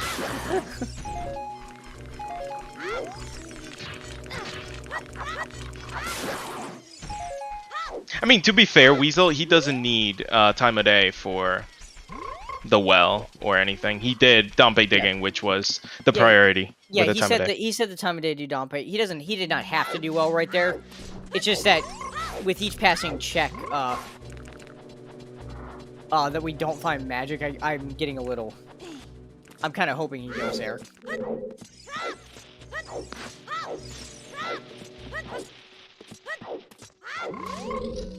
I'm expecting him to be thinking that, well, if I don't get, well, I'm not gonna get the boomerang as a child anymore, because I clearly need to go to Shadow. So I'll do the well when I go to Jabu, or something like that. But the problem is, you sort of need that to get into Shadow in the first place, for all we know as of right now.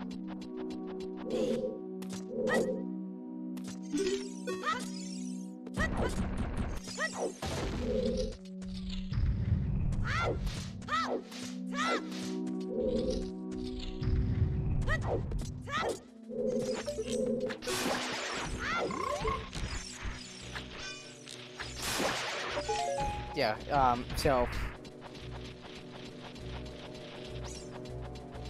Kirk, doing a little bit of a different route here in GTG, heading into the maze to, early here to get a look at everything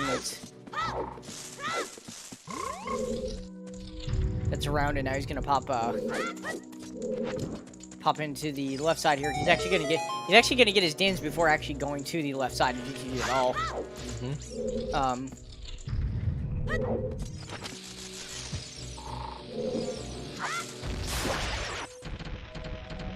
Now, I believe, now if Kirk wanted to play a little bit aggressively here, I believe he does not have, oh, he is doing it. I was gonna say, he doesn't have his FW set as adult, right? So he could drop it here and go to Shadow and come back if... Yep, this is a great example of how to use FW effectively. I like this, I actually really like this play. Shadow Temple is a full clearable medallion, and Shadow has a ton of items in it, so... And you, pretty much have to full clear almost every time anyway. Very rare to actually ever get to skip the end, and you wouldn't in this situation anyway, so... I like this play just getting this time. And it is possible that Kirk gets the Rang, and then goes Child and can do both Deku and Jabu. Which Heaps couldn't do. Yep, that will make his child his next child section that much more efficient, perhaps. And Kirk, of course, has FW set in Jabu's child, so he will be able to warp right back there the moment he finds Boomerang. Of course, it may not. The Boomerang may not actually be in Shadow. Of course, that's he wants to get that information too while going through here. You know, is that Din's actually the path, or is there possibly another something like else in GTG?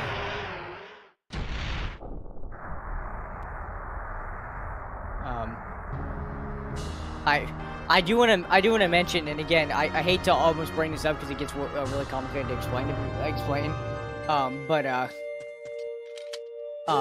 There's a chance that Din's is path of Baronade for Spirit Key logic if it locks Boomerang in there because of where the fire arrows were. But we'll see how that plays out. I'll get into that more after Shadow, but for now, Heaps has finished Deku that looked like a very barren tree there. So, looks like we're going back and doing the well. There's a big chest. Boomerang. There it is. Easy.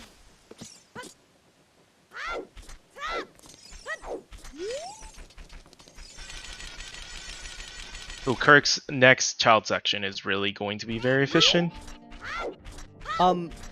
So Kirkq is only strength 2 from Go mode now, I believe, right? That is correct. Now, unfortunately, we don't have anything pointing at where strength 2 is because our twin Rova hint had to do with getting Requiem and following the hook shot, but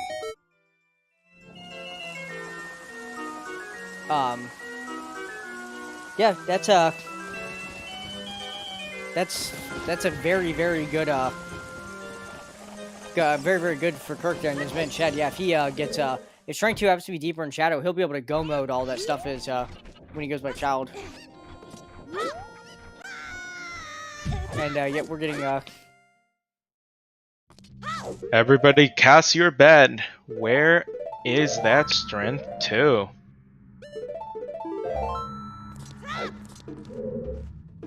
Am I evil here? How evil do I go? Well, I know people are already betting, but I do want to mention our foolish locations are Hyrule Castle, Zora's Domain, and Fire Temple.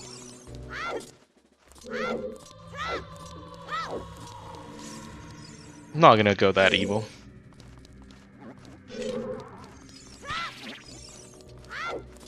Somewhere that makes the runners unhappy. Let's go.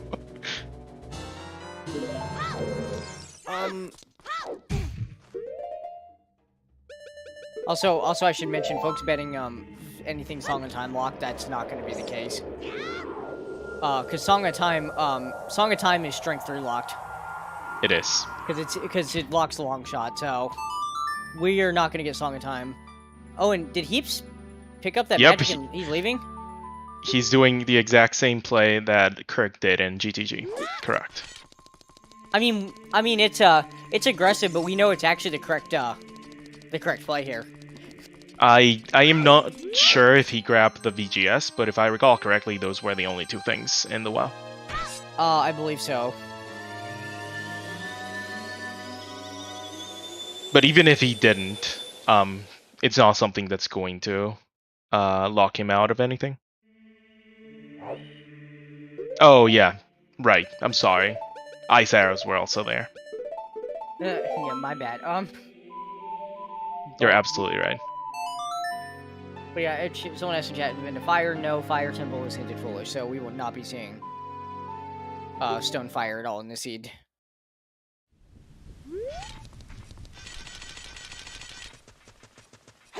You know, honestly, I'm even having a hard time coming up with anything really that evil. There's not like. I'd said something easy that players, unfortunately, sometimes tend to not go for it immediately. But it's not really evil at all. It's just 20 skulls. So actually, here, I'm actually gonna, normally I would bet something evil, but actually, I think it's gonna be nice to them. Who are you? What did you do to see Falcon? Look, all the terrible ideas are already done in this seed, basically, so I'm feeling the seed has been kind of nice, so I'm gonna say it's gonna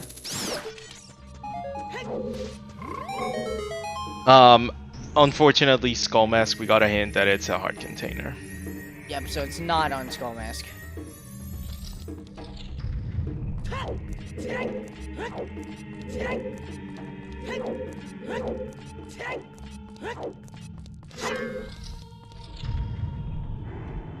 Under the lake, I assume you mean under icy waters. Well, no, but I believe both runners peaked that earlier, and it was from our side it looked like nuts, but I can never say with confidence what it is. Unfortunately. Well, let me put it this way: if for some reason that actually was a strength, we would know when the runners immediately go back for it. Turn around if they find iron boots, basically. That would be a pretty dead giveaway. There's the boomerang for Heaps. Yep.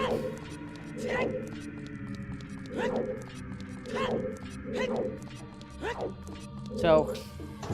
Well, to be fair, sorry, go ahead. No, you right. I wasn't gonna. There is some sort of incentive for GTG for Kirkq because he did not do the left side of GTG. Right. Heaps, now, on the other hand, did. Right now, now Kirkq does know that that path into satisfied when finding the boomerang. So, and since it's strength 2 go mode, there's not that many checks in there left for him to look for that. So it may not be like the best. I mean, it's obviously not the best play in his mind. In his mind, the best play after Shadow is going back Child and doing Deku and Jabba, of course. But Correct. he might have some other things on his mind after that instead of going back to DTG. Although he does have FW in there, so it's quick to get back there and do that stuff. So we'll see what the runners are. This is an interesting way of doing the pod. I think he was having a little bit of trouble with the choose there.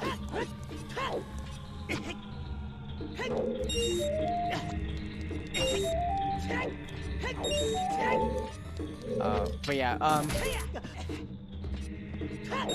so yeah, we're getting a bit of we didn't get double force, but we got double shadow. Although I 100% understand why this happened. I mean, double shadow is not that bad, to be honest. No, Shadow has a lot of interesting strats. The choose strat that Kirkq was trying to pull off in the Shadow Pot Room is one example, and another one that we might see here in a second is the Fast Wind Room. That one is always so satisfying to see. Alright, Kirkq, you gotta backflip on that. We don't have long shot. We know where it is, but we don't have it. Link's arms, unfortunately, are not that long. And the hookshot is just one size. Yeah, and even if you do a hookshot extension, it doesn't go that far. Yep, there's the strat you were talking about. Yep. Perfectly executed. Yeah, someone pointing on chat. Yeah, the runners having ridiculous amount to choose. Correct. The seed just handed us like a bunch of them. So if you see these runners kind of just throwing shoes around haphazardly at this point, that's because they don't really care.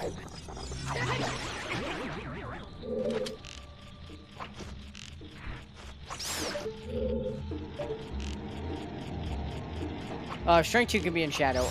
It is actually in logic to backflip on top of the chest and use the hookshot that way. Yes. So yeah, you don't need long shot to actually complete Shadow. In these settings, the only thing logically required to complete it is hookshot, not long shot. Kirkq? I think Kirkq missed a small key somewhere. Oh no. Well, so he's gonna get rid of his FW in GTD and put it here, and we're gonna have to.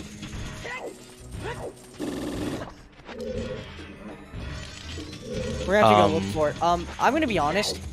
I actually don't remember him early on in Shadow.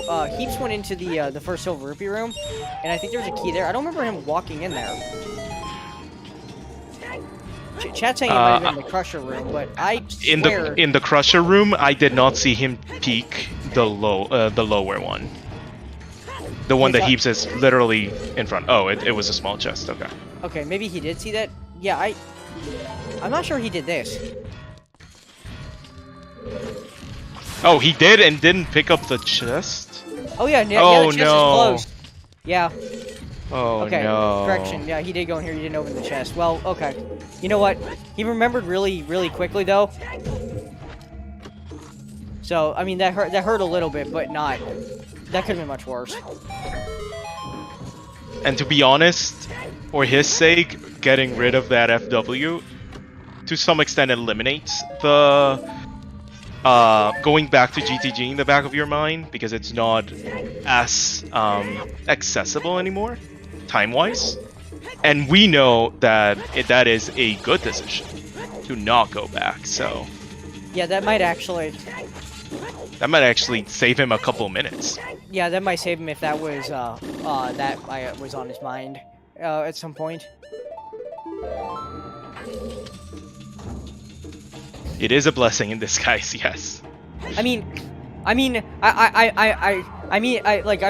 making fun of Kirk when I say this next statement, by the way, but that's it is really interesting. Sometimes in randos, screwing up actually pays off. Yes. It's just funny. That's just rando in a nutshell, though.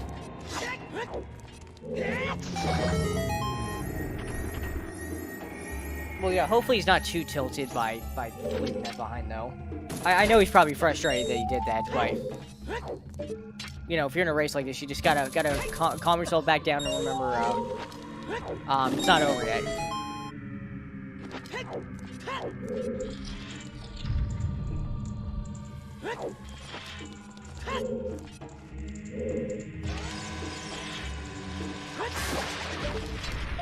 Yeah, I can see he's doing that. Because he didn't do that many checks in the well, so No. there's a lot of stuff still available there. I want to say I could see them. I could see Heaps doing water if they get iron boots. Either in what remains of Shadow or maybe Jabu. But other than that, I see him 100% going back to well. So, if you don't mind, real quick, and Chat can help us out with this. So what? So what do we not? What do we have left here? What are we looking at? We do have the rest of Jabu. I don't think either one of them's done chickens. I know neither's done 20 skulls. Have we seen Adult Lake? We have not. Okay. We're getting Lax after Jabu as well. Right, Lax, yeah.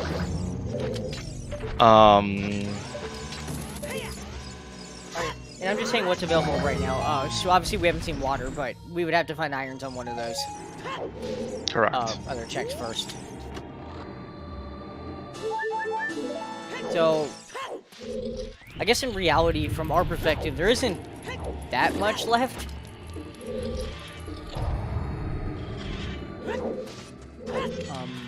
Of course, both runners have skipped some stuff that on each side that they may have to go back and do. But have we seen the southern part of field? I thought Heaps did that on his way over to Valley. And he did, because he rode opponent for the south, right? He just didn't stop by Adult Lake. Okay. I think so. We saw all field. Okay. Yeah, okay. I think that's pretty much it then. So I can't think of anything else.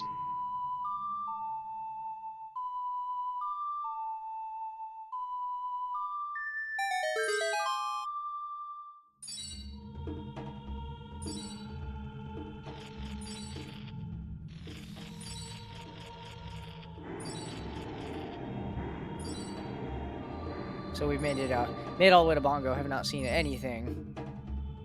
Hey, here's your bet. Maybe you win. Have you ever seen me gamble before? Yes. Don't let me bet your money. Don't trust me. I will lose it immediately. I mean, he will get it right unless it's a long shot. That is not accurate. Survey says. Oh, there it is. Oh yeah, my God, you're right! Right. So that is go mode for Kirk. Also, Weasel. I'm saying this as a fan. Don't do that. Do not. No.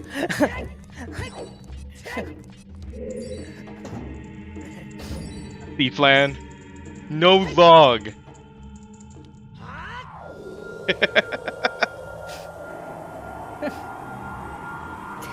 They can't. Oh man, we got a nice raid there, by the way, right as we hit go mode in this race. Welcome everybody to the execution part of the program here.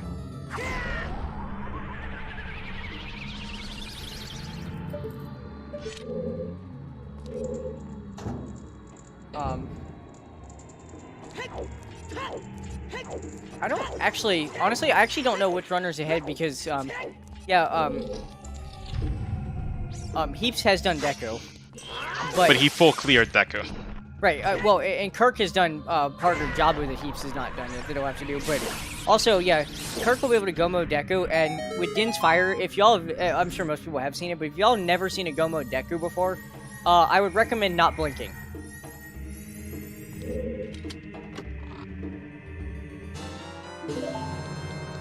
I think right now it's very close, but I'm thinking I'm gonna give the edge to Kirkq actually.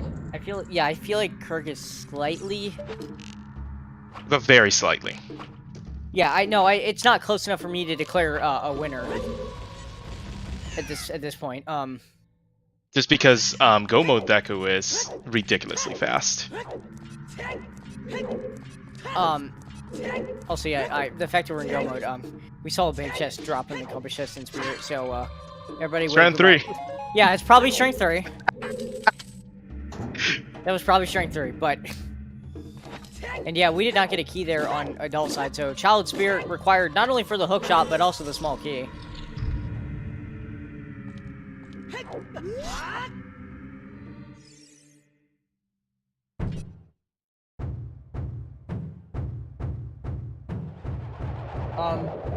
So normally I'd agree with chat saying it's more time consuming to go to Deku and go with it, but given where our spawn is as Child, not in this case. Like, the fact that it's right there is pretty, it's just... Kirkq will be done in a couple minutes.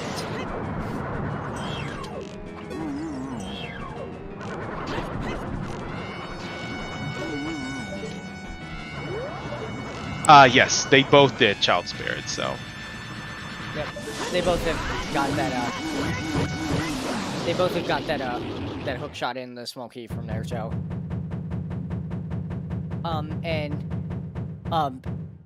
Kirkq picked up the boss key and a small key in the mirror room, and there's the other small key he needs on the other hand, so... Yep, he's done. Perfect. Pretty quick,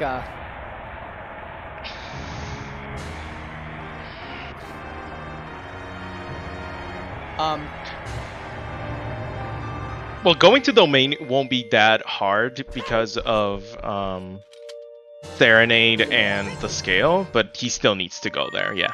Yeah, that is still travel time. Which, when we're trying to split hairs here and say like someone's like has a slight advantage, that can be all the thing that makes all the difference. Mm-hmm. Chad also pointing out that Kirkq does have the Biggoron sword and Heaps doesn't. It'll make a little bit of a difference, but no, I don't think that'll be massive. But the little things, they could add up. I think right. I'm just saying, like, I think the bigger deal is the travel time to Jabu. And the fact that Kirkq already did half of Jabu. Half of it, yeah.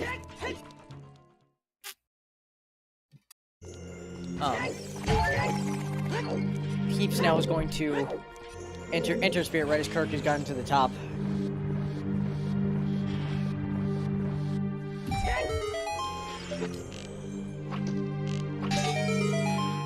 So we get to see both these runners complete a...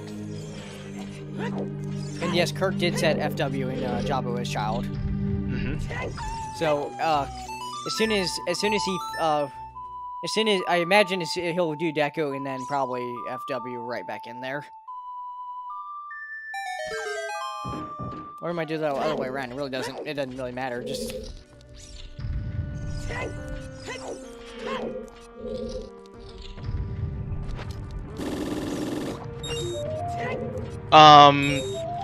Heaps is also in go mode. He picked up the strength too, so he's also in go mode. Yep, both runners have hit go mode. Both of them pretty much right around the 2-hour mark. Not bad for. It sounds like average seat. on S5 seats these days, honestly. Yep, and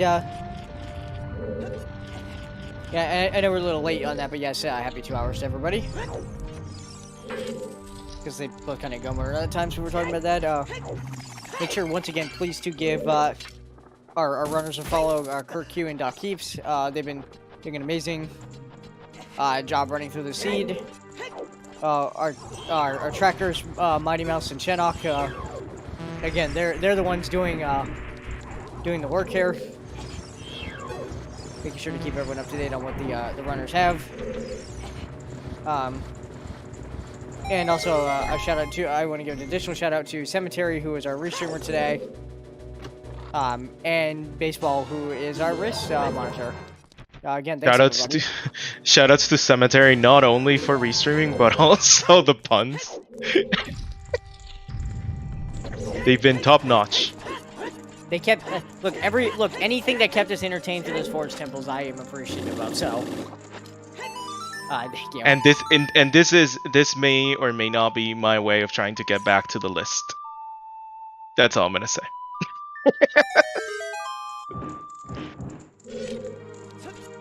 Shawnee, no, Shawnee. No, bad no. Shawnee. Bad Shawnee.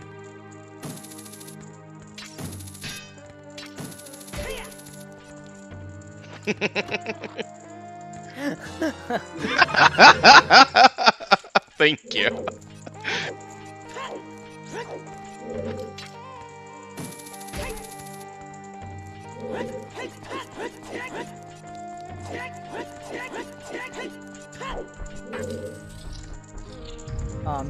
How's I haven't really been paying attention. How's Kirk's RNG here with It's been nice, honestly. I mean, it looked like you might have missed a couple, but chat's saying a bit below average. On I mean, it's not great. It's not great when we know we're in a close we're in a race that's this close, but.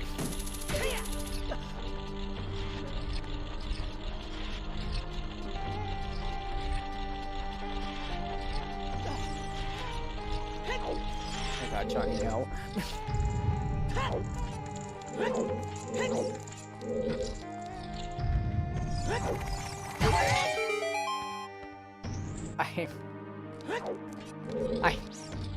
I swear, like Link's face, by the way, when Twin Orba combines,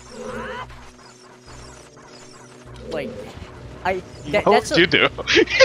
that looks like the face of somebody who's never seen boobs before. Like, at all. Like, is Link like that oblivious? I mean, have you seen Link go on dates in this game? Or something close to that? No, I mean, I don't. Well, he doesn't talk. He just makes I mean, to be fair, he's got a lot of game for somebody who doesn't talk or has expressions at all. Because he got Rudo, he got Malon, he got Zelda, he got Banuru, and Rudo. Yeah, he got 4. And he missed puberty, so there you go. I mean, yeah, I guess that's true. Link did go from 10 years old to 17 instantly, so. Yeah, you know what? Fair enough.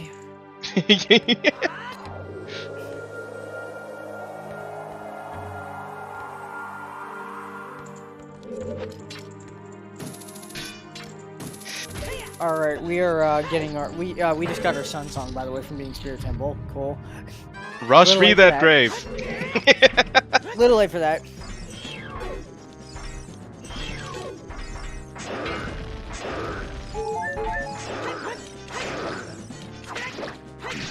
We're going to do Jabu first. Yeah, I think Heaps FW'd. I thought it was by accident, but maybe it was in case he died?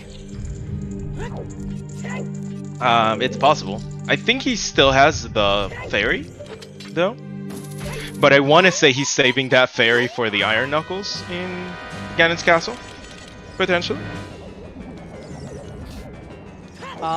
Maybe. Although I thought he dumped the fairy when he did Big Pose. He did? Oh, okay. He might have. Yeah, it could. That also could have just straight up been a Misclick. wrong. Yeah, whoops, wrong button. Because maybe he's used to he has hook shot on C down usually instead of like Fro's win. Because I know players when they play, obviously they usually have they might have a preferred setup of what items they like to have on what button. So Yeah, hookshot on C down because hookshot should always be on C down. I put mine on C down as well.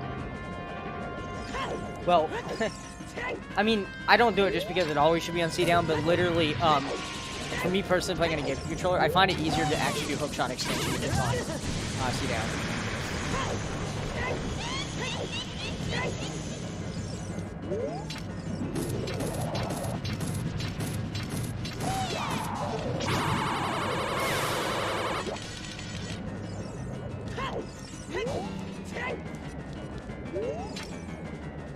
I put bow / slingshot on C right and hookshot on C down.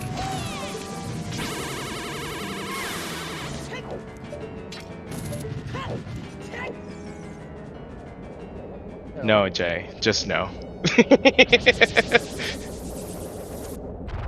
I mean, I think Yes, me, Devin. Yes. hookshot on C up. Devin is the clear winner here. I mean, I'd be okay being able to put something on C up and not have you accidentally like talk to Navi or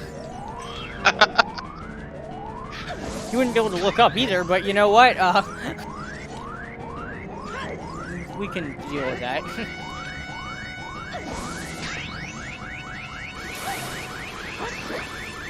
I mean, our keyboard warriors don't use C up, and they play just fine, So, to be honest. Sponge asking, anyone use C-Stick for everything? It's actually funny you mention that, Sponge, because I used to originally when I first started playing on VC with a GameCube controller, and then I literally could not play any song to save my life. So I switched to using X, Y, and Z for the other C buttons, admittedly. I play songs on the C-Stick, to be honest. I don't know why, I'm just really bad at it. I mean, I do it not well sometimes, not gonna lie.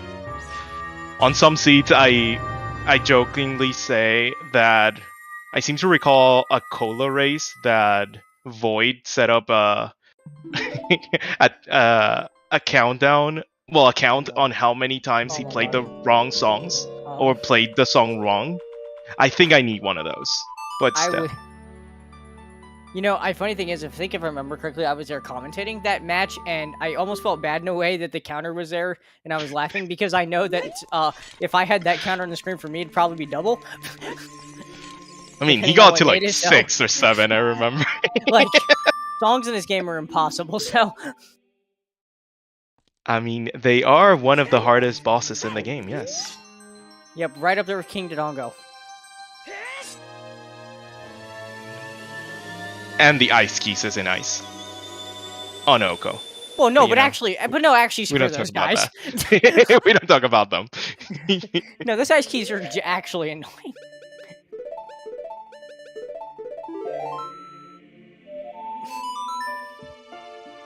Alright, so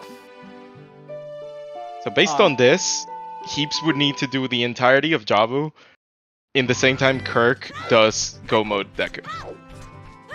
Yeah, because Kirkq is basically at the end of Jabu. Well, actually, he might be done with the Baronet fight here, close to it before Heaps even enter. So. Yep, it is possible. So I really like Kirk's chances here.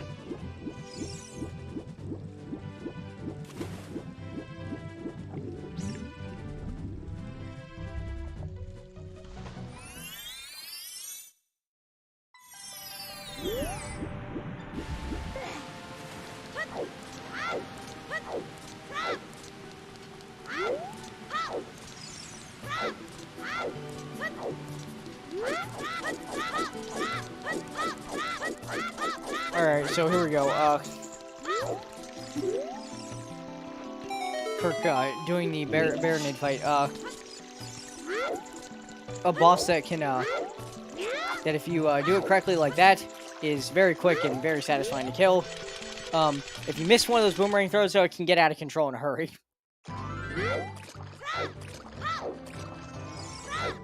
So very nicely done there by Very Kirkq. clean fight. There it is.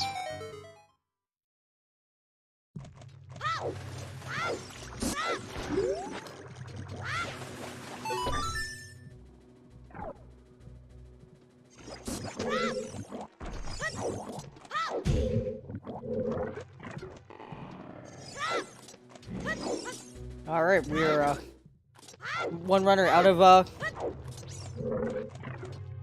Jabba and one now beginning.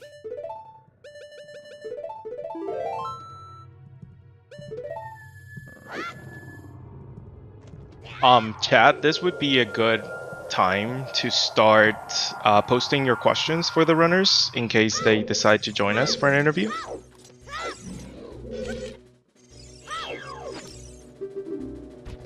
Yeah. So if you all have any, y'all have anything you'd like to ask, Kirk or Heaps, go ahead and go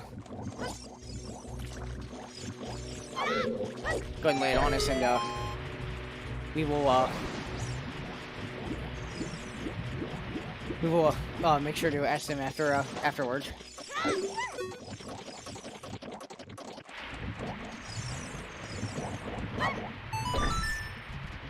What's your favorite flavor of ice cream?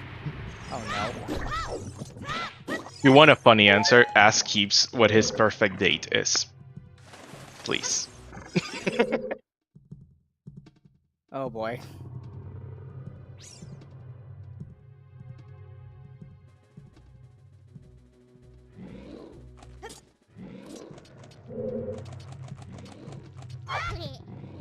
Favorite dungeon, ice cavern. Favorite color, ice cavern. Favorite food, ice cavern.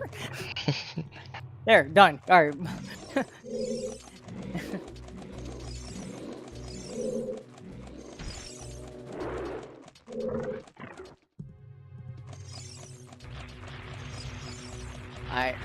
Splits. I think we're going to have to. We're gonna have to. It is a miscongeniality reference. Yes. Yeah.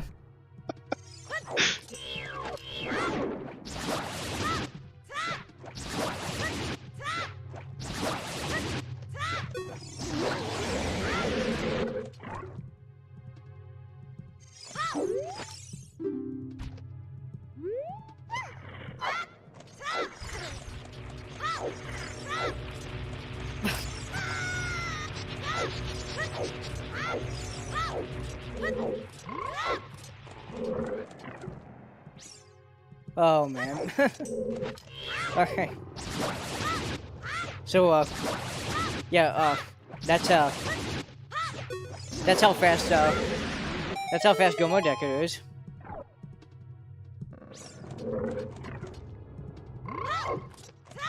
Kirk with a couple of Din's fires, a ground jump, and Goma's dead.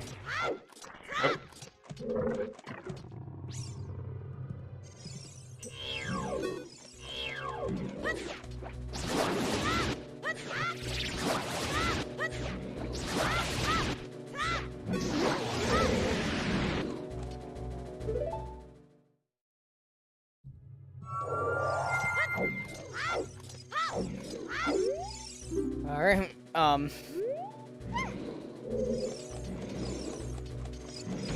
So yeah. So yeah, basically Kirkq is left Deku a big Octo and Baronade ahead of Heaps. Mm-hmm. So couple minutes here. That should be like 4 or 5 minutes, yeah. That is, that's a decent sized gap for Kirk at this point, as long as he doesn't die in the climb. Honestly, I think he could die, and he still has it. Once, not more than once, though.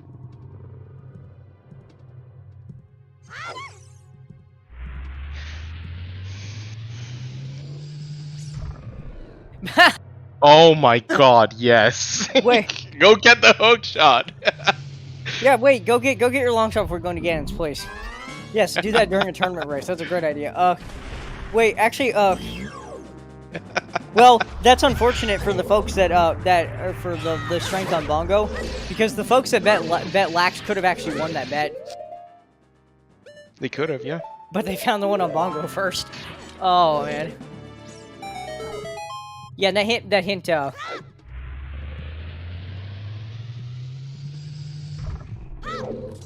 Yeah, and the hint.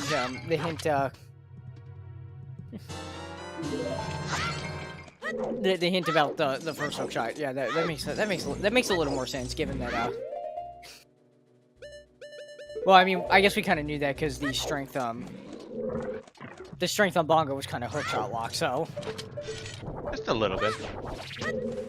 But and that one, and that one, I wasn't entirely paying attention to where all the keys were in GTD, but I'm pretty sure that because of where Din's was logically, that strength was also hook shot lock because of Din's into boomerang. So yeah, I think that makes a lot of sense why those hints played out the way they did.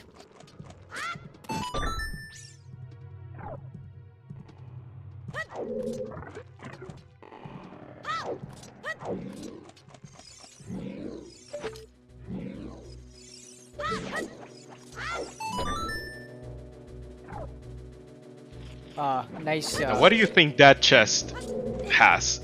Kirk is not gonna open it, but lens. Lens? Oh god.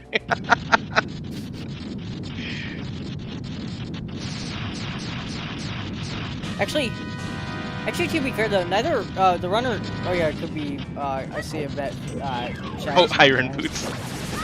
Iron boots as well. Chad hasn't. Actually, we haven't. Another possibility too. Now that I'm realizing this, we haven't. We found one slingshot and one bow. So We did. There's the chance of there's 2 slingshots and 2 bows out there we never ran into. That could be in that check. So clearly, those 4 things are in Light Tribe.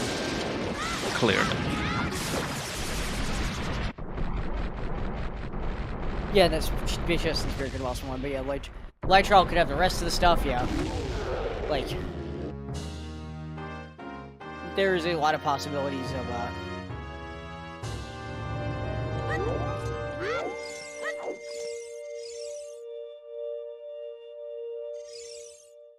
Alright, Gandorf going to ask us if we found the lighters in Dodonga's cavern that we had to do. Definitely not.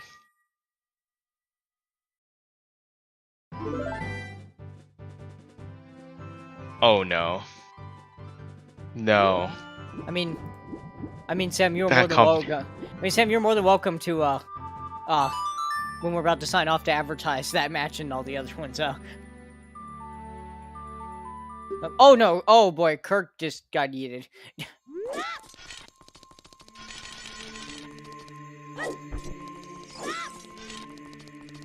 Luckily, gonna hook shot, so he doesn't have to climb all the way back up the thing. Oh no! Uh-oh. Oh, well, I mean, he had iframes there, luckily, so he didn't get punched to death, but... And this is why I like bottle strats. There we go. Okay. Alright, I was a little... I was a little worried there for Kirk, but he recovered. We good.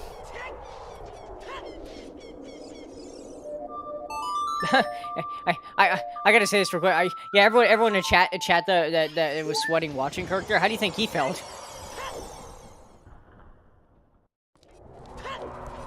Like, especially when you're towards the end of a race here and you have not seen. I mean, it's a 20-minute delay, so obviously those 2 runners are already done. But in that moment, like, as they're falling off, they're probably like looking over the race time, like, oh god, please don't let this be the reason I lose. Please don't let this be the reason I lose.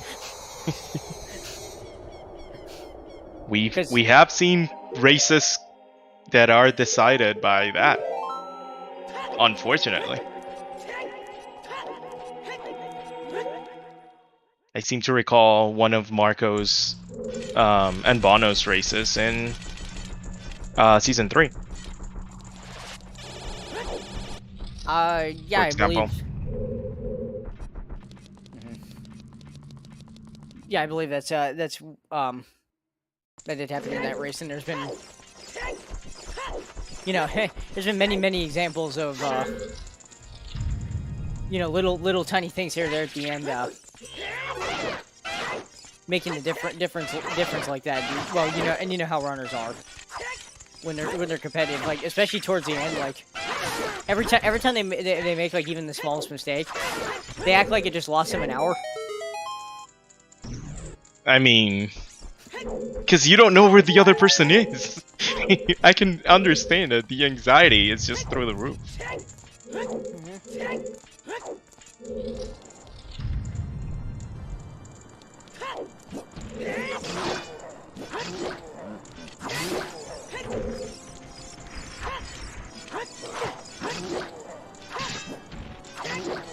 Alright, we have Ganon down, and everybody in chat, get your GGs out for Kirkq. GGs.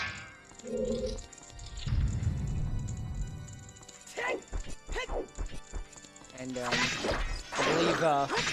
believe we have Kirkq joining us now. GG's Kirkq, congratulations. GG, yo. I think there's a lot of viable questions about my run. Also, Heaps popping in as well. GG's. Oh. GG's. No worries, GG's. So, what did you guys think of the seed? First of all, I think it was very straightforward, and all of the things you needed kind of showed up when you needed them, as long as you were a little bit thorough. Yeah. No, I definitely think that, well, I had enough that I was like, nah, I could just put off, well, it's fine, it can't hurt me, right? so when you walked out to get the skulls, we thought you were gonna do the well at that point, because Kirkq had already done it. Mm-hmm. But then you grabbed the skulls and turned in 10, and then just left. And we're like, no. Well, I mean, because at that point, I had Kokiri's sword. And I knew that I wanted to do a little bit of cleanup on my way to go into Deku. So I made sure that it was night, which I kind of forgot at first. Made it night, did Richard, did Dompe. I was like, I might as well do 10 skulls. And then now it's like, save quick, go beat Deku. See if I can get an item out of Deku that might help me. And then when it was Baron on the Rash. You were at GTG first adult cycle then? No, GTG's second adult cycle. Okay, so you skipped that stuff, I guess. Oh yeah, you said you had a really short child. Had a really short child one, yeah.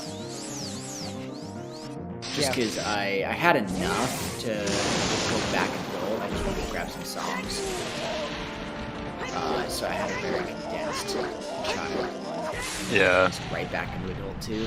Because I was just like, Fortress and GGG is too strong, and then after getting Hookshot and Child Spirit, I was like, now I can beat Forest, so like I've got way too much to do right now to be sticking around Child. Yeah, I mean, I will say it was both uncanny, just like, I felt like I was watching the same screen twice the first 30 minutes. And, Yes. and yes, that includes both of you doing leaf skipping and doing Ice Cavern less than 30 minutes in, so Dallas to the double ice. It's just correct. Yeah. I'm gonna be real.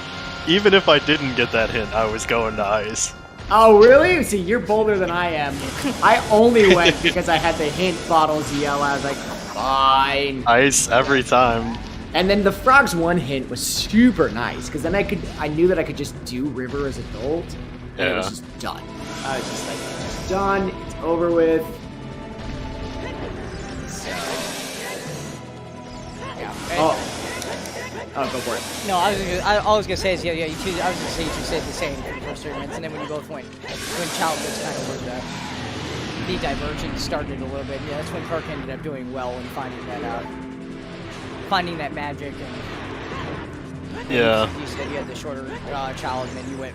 So heaps like you ended up in Forest first. So like for the viewers maybe, the reason I did well there is like I basically sit and tally up the number of items I am from Go mode, and then I kind of like subtract how many path hints I have. And I think I had 2 or 3 unanswered path hints, but I was still missing like 7 items when I was in CAC. So I was like, something's got to be somewhere, you know. See, for me, I had enough progression to do between 1 medallion dungeon and 2 unfulfilled path hints that were easily accessible. I was like, I've gotta push progression. So Yeah, that's and why I pushed off well, and was just like, well, I know where I can get my Kokiri sword, and there's a good shot that Boomerang's just in GTG, and so like I can just go and then get all that and then be ready to go back, Child. Yeah. run Child. Yep. Yeah, and unfortunately, Where's my logic? You know, go figure. What in GTG happened to be something that required the magic that you went by. So, Right. you know, it just one of those things that kind of just worked out that way. So, but it happens. Rando be rando, you know? Yeah, and I think that magic made more difference than even just like when you both got it because Kirkq, you were able to take very good advantage of that magic in a couple spots. One good and one for maybe not so a little more unfortunate. That didn't happen. reason in Shadow, but I was gonna skip. I was just gonna brush by that and say the big one is that when you got Rudo's letter, you went to turn it in, and then you had done the boomerang chest in Jabu and were able to drop the FW in there. So Ooh, when you nice. got the boomerang, you were able to warp right back there and didn't have to take the travel time back there. To be honest, that's like, it's actually slightly faster if I don't Pharaohs there, right? Because the only optimization I'm making there is I want to open the chest just in case it's something I need. I mean, fair. But yeah, that FW Saved me in Shadow. Yeah, I did save it in Shadow because we didn't even realize what happened, by the way. And then I didn't either for a few 15 seconds until it happened. Wait, Yes. so hold on. For those of us who didn't see it, what happened? All right, so I kill the Gyarados right before the boat, Okay. and I don't have a small key to open the door. And my strategy for handling this situation is I just picture every room in the game or in the temple with a key and just like think about which one seems like I haven't been there. And fortunately I was like, did I do that spinning blades room at the beginning? Oh no. And the worst part is I did it. I just forgot to grab the key. Yep. Like the door, the grate was open when I got there, and I'm like, "All right, man." That's fabulous. I love that.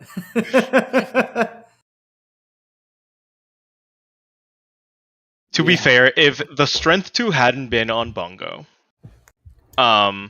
you had that FW in GTG. So we were actually saying that if you had to start looking for Strength 2, that was a blessing in disguise because that would push you away from GTG, actually. At the very Which least, we already knew. We already knew that it wasn't the answer. Yeah, I wasn't terribly worried about going back to GTG because I had still saved like South Hyrule Grottos and Adal Lake, and I probably would have just went that way instead. Okay. Yeah, fair. I mean, you both got a chance to use FW in a side dungeon because Kirkq, when you got the Dins out of GTG, you immediately dropped FW there to go to get Shadow. And likewise, Heaps, as soon as Heaps pulled magic out of the well, he's like, "Nope, I'm out, going to Shadow." Peace. So now Heaps, did they tell you what was on literally the check next to it though? Was that Big Oran Sword? Literally, yep. Yes, literally yes, the chest next to it. Yeah, I had that the whole game. Not that the temples were that bad. It helps in Forest though. No, but it definitely would speed things up. Damn it. What else was I gonna say? The fact that I can't jump on a roof to save my life I was. think I missed once. I missed twice, and I was Yeah. like, Heaps, get your shit together and land it's on a- this fence. All right, well, you It's didn't. okay. Yeah, go. Sorry. I was just gonna say, you didn't die in Dodongo's cavern. Oh, but I almost did. I was a half a heart walking into King Dodongo. I never really thought about the fact that the fire keys like burns you. Yeah, and then it like continues to tick down your health. Yeah. I was like, oh yeah, I'm fine. And then like I push the block in, the cutscene plays, and then I die from the fire. And so the block was still pushed. But I had to walk back in there, which was like 30 seconds. The walk of 40 shame. Yeah, the seconds. walk of shame. I was like, yeah, it could have been worse. Yeah, I mean, there were definitely some close calls. I mean, Kirk also admittedly at the end, your bout against Gandorf had us a little nervous. Yes. Oh, that one was for the viewers. You know, We appreciate the content. yeah, we take definitely damage for entertainment. So I think you're going up against Mr. Mario next, or Mr. Martin. Excuse me, Mr. Martin. Yeah, The other Eminem. Yep, Kirk, you were playing Mr. Martin in the next round of loser brackets. Any thought on that matchup? I better not make the same mistakes I did today. I think he's a good player, and I am concerned for my tournament life. Okay, Kirk, chat is dying to know, what is your favorite ice cream?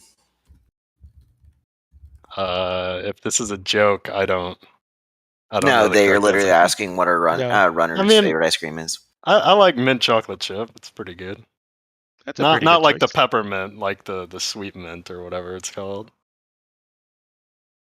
You know how there's mint ice cream that's like white, and then there's mint ice cream that's green? I actually did not know there was a difference.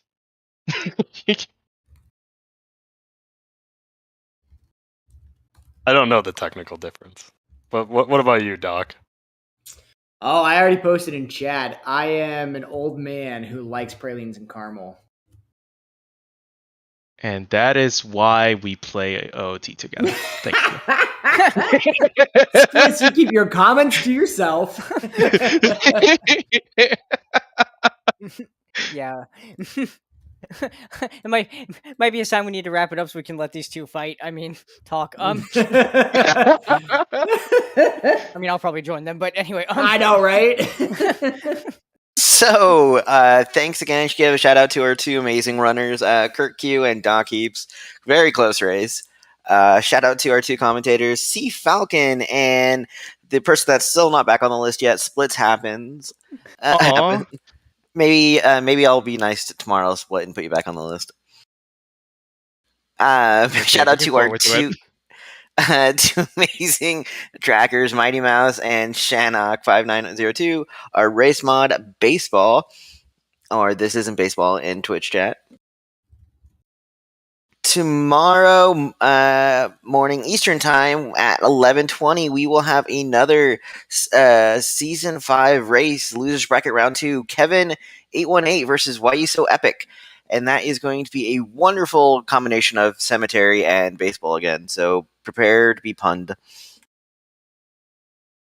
Then it doesn't look like we have anything else on the docket until the next day, actually. So we only have one race tomorrow so far. That's always bound to change. Well, being restreamed tomorrow. We have other races possibly tomorrow, just not marked for restreaming. But thank you guys for putting on an amazing race. Chat, you've been awesome. And we will see you all later. Oh my god. Thank you so much, everyone. That was so much fun. Later, everybody. Bye, everyone. GG's.